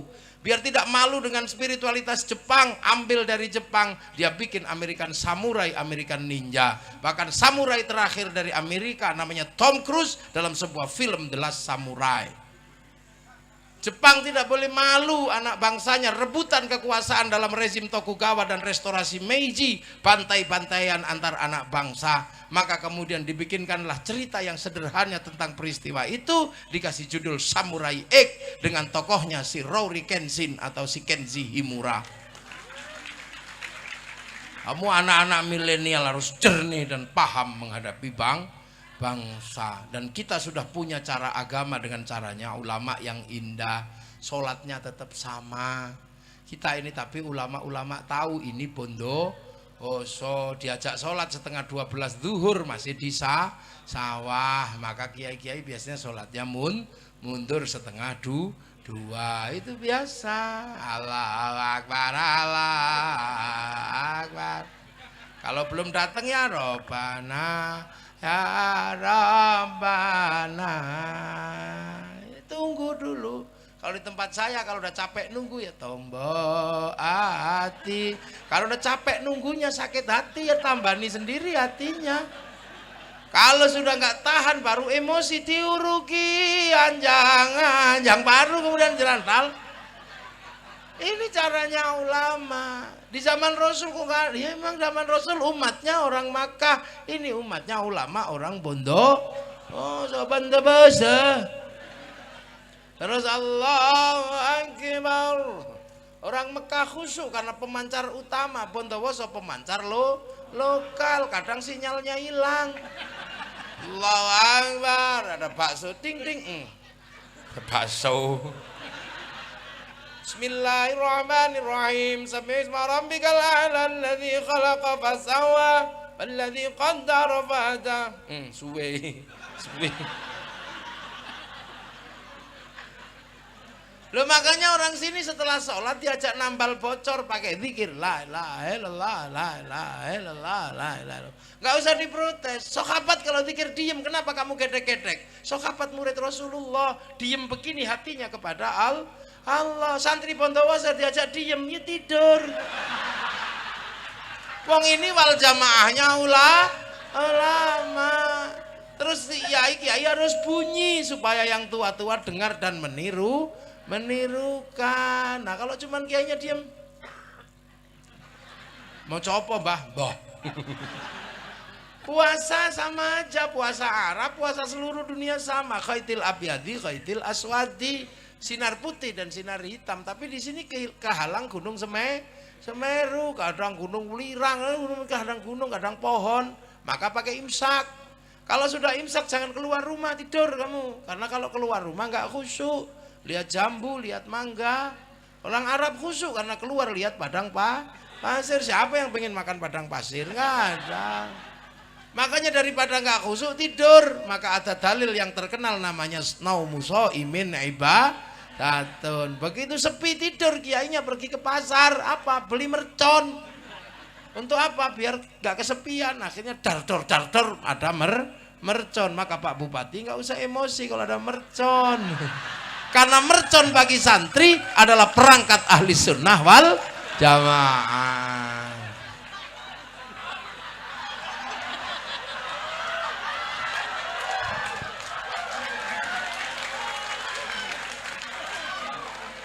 Lah itu indah. Terus kemudian kalau malam tuh dek ada kaleng ditarik, sahur ora sahur sak karepmu. Itu cara kami jadi agama di tangan para ulama menjadi indah dan berarti di tangan yang lain sepi. Haji apa sama aja ke Mekah, tapi orang Bondowoso jauh, ngantrinya lama, maka nempelkan gambar Masjidil Haram. Aku besok ke situ. Nanti daftar, setelah daftar pakai kain ihram. Kemana? Ke alun-alun Bondowoso. Terus labbaik Allahumma hajjan. Ihram dipakai, niat beneran, Ka'bahnya triplek. Ayo hajjan. Terus diantar sekampung pergi ke asrama haji Sukolilo Surabaya. Yang pergi haji masuk asrama, yang ngantarkan belok kebun binatang kan biasa di Indonesia. Ya itu caranya ulama, nggak usah diprotes. Bid'ah ya terserah kamu lah. Loh ini muridnya ulama, nggak ketemu langsung sama Rasulullah. Kalau ketemu Rasulullah langsung, assalamualaikum ya Rasulullah. Tapi muridnya ulama ketemunya kiai, maka kiai punya kewajiban mengajarkan cinta pada Rasulullah. Bagaimana cara membangun cinta ketika kita nggak ketemu? Ulama hebat dengan cara daerahnya masing-masing. Yang di kampung Kanjeng Nabi Muhammad lahir ing Mekah dinone Senin 12 Mulut tahun gajah. Ini santri kampung biasanya. Kalau santri pesantren ya marhaban ya nurul aini, marhaban jandal Husaini, Allah marhaban. Santri yang muda, yang kuat-kuat. Wassalamun mustamirun kulakini atajaddat. Santri muda, santri tua ya. Halo ya Nabi, salam alaika ya Rasul salam. Napasnya udah habis. Yang seneng isyari sambil terbangan tanakal atawa selalu santri Yang ibu-ibu punya gaya berbeda. Karena apa? Setiap hari masak dengarkan radio dangdut, Suara Giri FM, oh lala, Suara Giri FM. Makanya kalau sholawatan pakai gaya dangdut. Ya Rasulullah, salamun alaik, ya Rafi Aisyah. Loh, langsung nyantol. Ada yaji,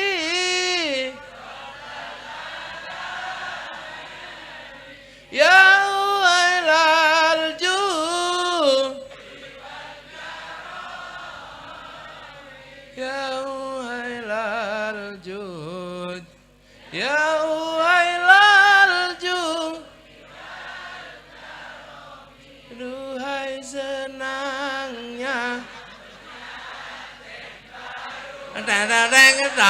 Loh, ini muridnya ulama. Biasa aja. Yang suka India kayak India. Ya Rasulullah, salamun alaik. Loh, langsung bisa. NU tenan ini. Haraji anfatayaji ratal alami ya wailal ju naknu jiranum bil ihsani wal na'riful badha was-safa wal bay tumhiho mate hari tumhiho. Lu itu India. Yang suka lagu Jawa, ya Nabi salam alaika, ya Rasul salam Anglia numpak. Wes. Ini cara. Makanya Gus Dur seorang presiden yang alim dalam sastra membuat sholawat tetap dengan lagu dangdut. Astaghfirullah, astaghfirullah, Rabbi zidni ilman nafi'an.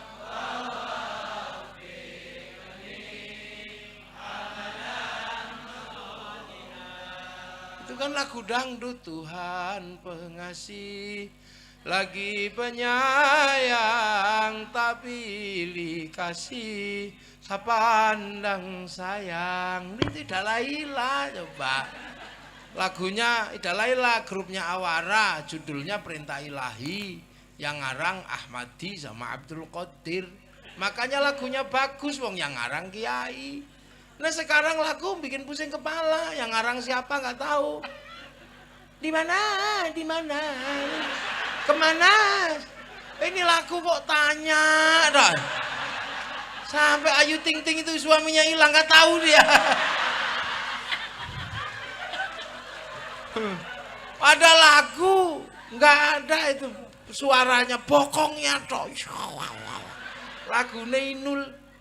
Ini lagunya kan goyangnya ngebor. Sampai kiai-kiai se-Indonesia ribut. Itu asal goyang setan ini, goyang iblis ini. Kiai-kiai ribut, Gus Dur aja yang enggak apa-apa Mbak Inul, gitu aja kok repot.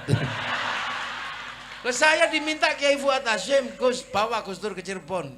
Tak tanya maunya apa, tak bawa Gus Dur ke Cirebon. Gus mau diadili Kiai-kiai, enggak apa-apa monggo. Duduk akhirnya, Gus Anda mengatakan goyang Inul enggak apa-apa, iya. Tapi Gus itu Masya Allah kalau sudah goyang pantatnya kiri kanan Gus. Itu semua penuh syahwat Gus. Kok Anda mengatakan nggak apa-apa bagaimana? Lu apa Anda lupa aku nggak lihat?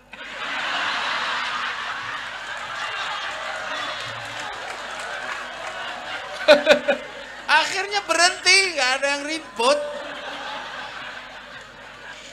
Lah itu. Lu makanya saya itu heran. Sholawatan itu loh ya.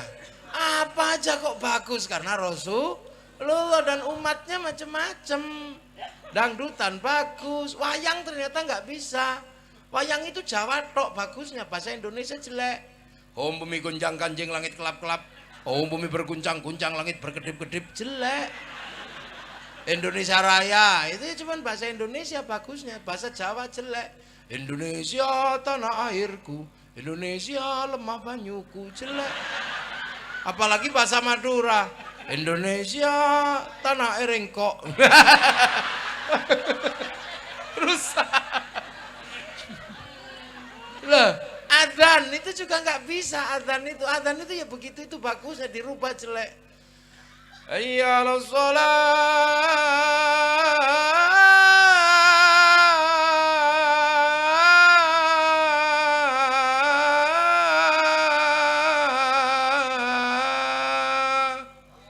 Itu adzan. Coba pakai lagu dangdut, rusak. Hayya 'alas shalah. Ya nggak boleh. Rusak, jangan. Lah inilah makanya ulama ini mampu menghantarkan bagaimana orang mencintai Rasulullah. Makanya datang sholawatan walaupun nggak ngerti, misalnya kayak sholawatan Simtudururnya Habib Syekh. Ini kan model baru. Tapi karena ulama sudah membangun mahabbah walaupun kadang nggak ngerti, datang juga ke alun-alun. Ya nana, ya hanana, ya hanana, ya hanana. Ya nana Nabi Muhammad Zalikal fadlu minallah.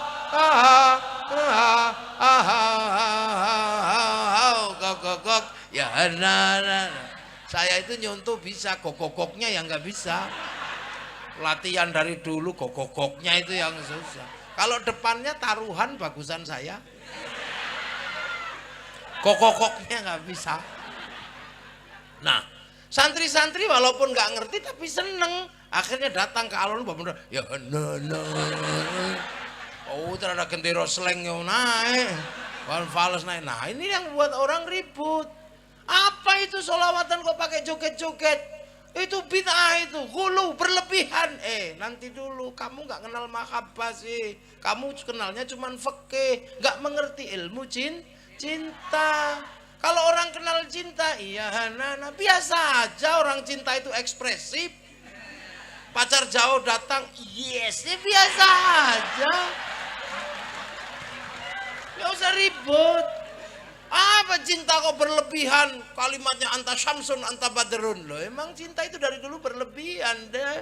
Berlebihan, dek. Wajahmu seperti purnama. Emang kayak jerawat doa aja seperti purnama. Karena cinta itu berlebihan. Apa kalimatmu musyrik? Ya Rabbi bil Mustafa balik maqasidana.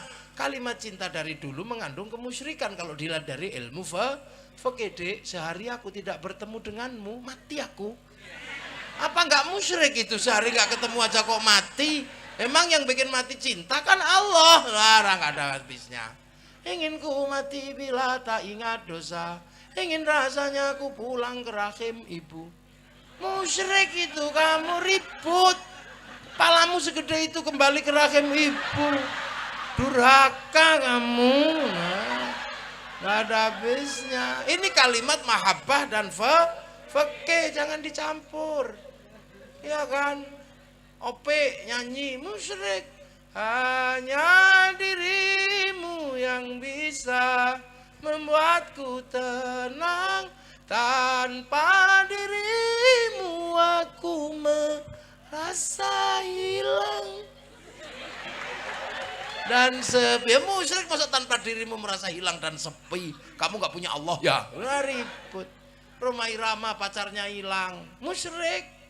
Ku tahu rumus dunia, emang kamu ngerti rumusnya dunia? Kayak Allah aja. Pacar hilang, tanya Allah karena cinta, nggak mau SMS. Seandainya aku bertemu Tuhan, akan ku tanyakan tentang dirimu. Asa, pacar hilang tanya Allah. Loh ya inilah cinta. Makanya madhab cinta ini, madhab mahabbah jangan dilihat dari fikih, nggak nyambung.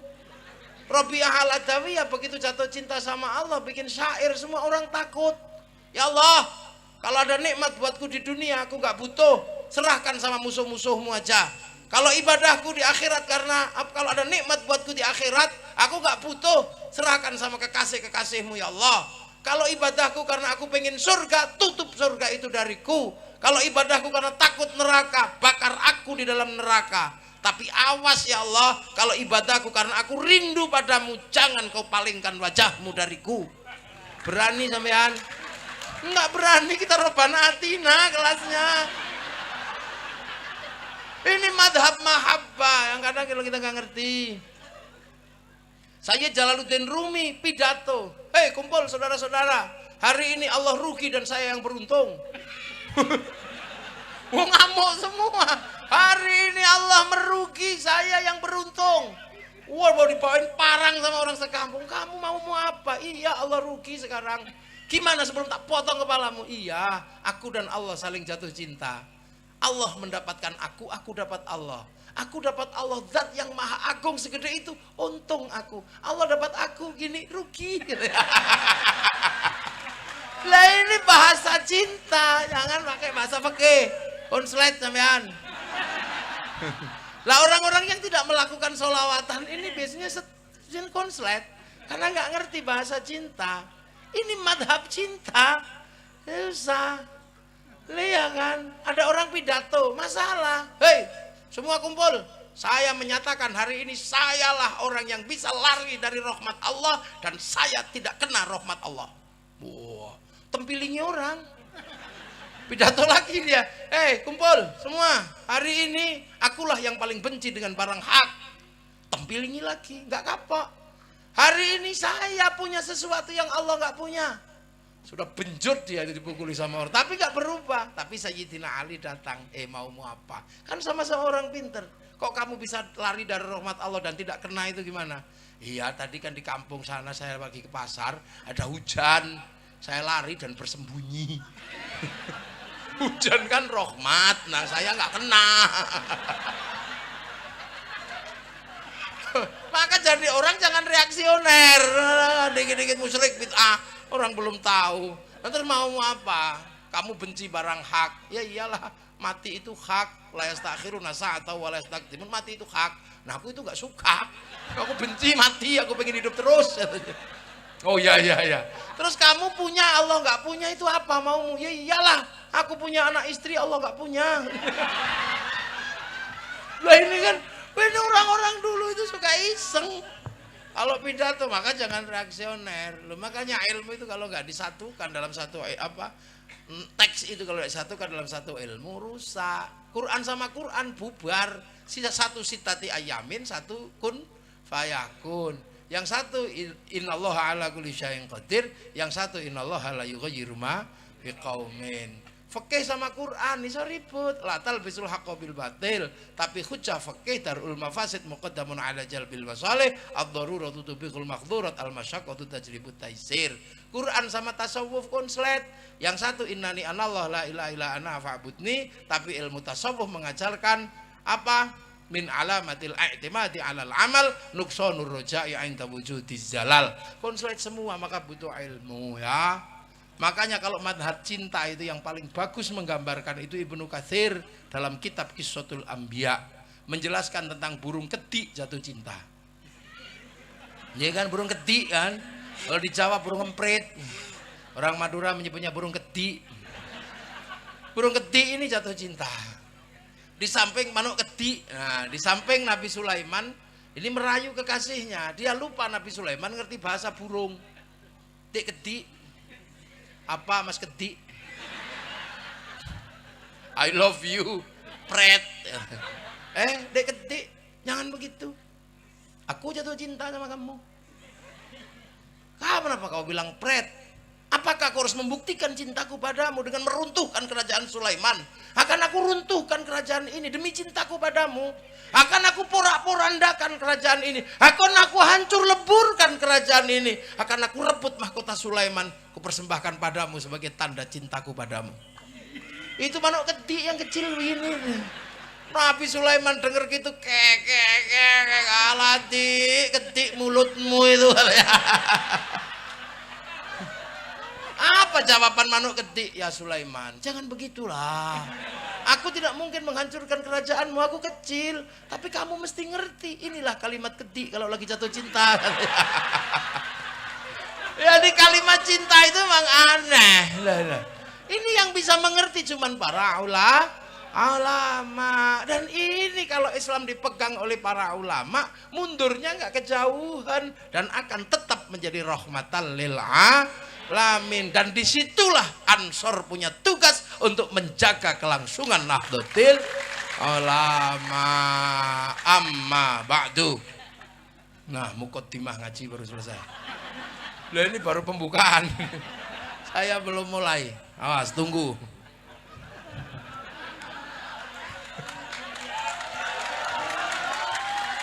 Allah, waduh gede. Jadi jong. Waduh gede. Saya tahu kalau bahasa Emprit itu gede itu waktu haflah di Nurul Jadid. Gus, gede apa burung emprit itu gede katanya. Oh iya gede. Manuk gede.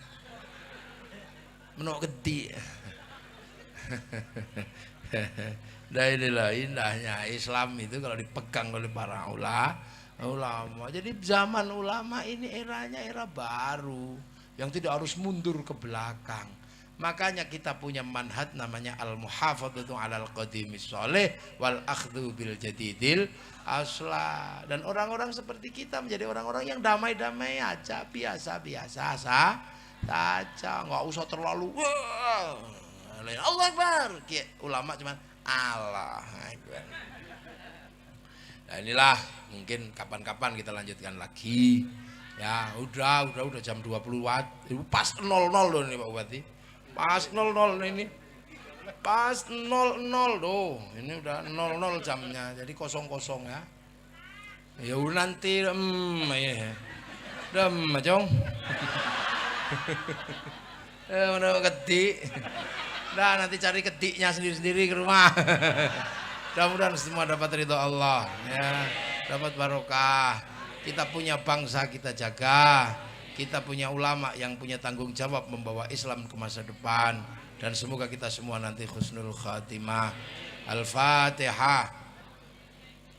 Ghairil maghdubi 'alaihim waladdallin. Amin. Ihdinas siratal mustaqim. Assalamualaikum warahmatullahi wabarakatuh. Monggo donga. Monggo panjenengan. Sudah panjenengan yang berdoa. Bismillahirrahmanirrahim. Allahumma ya Allah. Allahumma shalli ala sayyidina Muhammadin wa ala salatan taj'aluna biha min ahli al-ilmi zahiran wa batina wa tahshuruna bi ibadika as-salihin fi dunyana wa akhrana. Allahumma inna nastaghfiruka wa nasta'udzuka adyanana wa anfusana wa ahlana wa auladana wa amwalana wa kulashana qaidana. Allahumma ja'alna wa iyyahum fika nafika wa hirtika amanika wa yalik wa jwarika min kulli syaitanin marid wa jabbarin anid wa li'ainin wa libaqin min kulli syarr innaka ala kulli syai'in qadir. Allahumma jammilna bil 'afwi wassalam haqqana bit taqwa wal istiqamah wa a'ilna min mujibatin nadamah innaka samad du'a.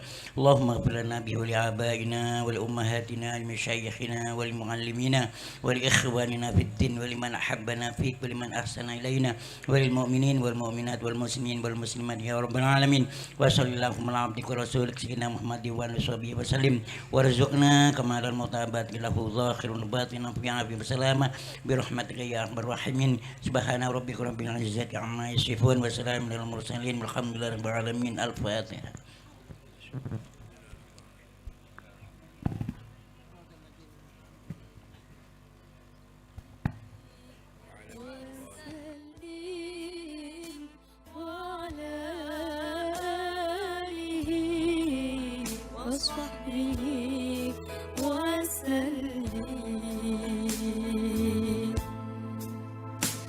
الله الله الله ثبت وانصر أهل الجمعية برم جمعية ذات العلماء لإعلاء كلمة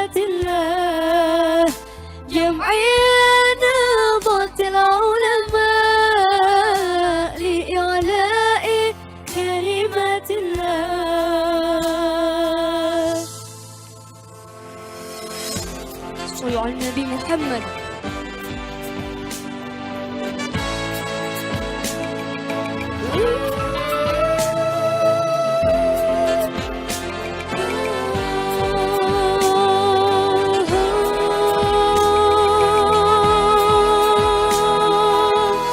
Semuanya. Allah Allah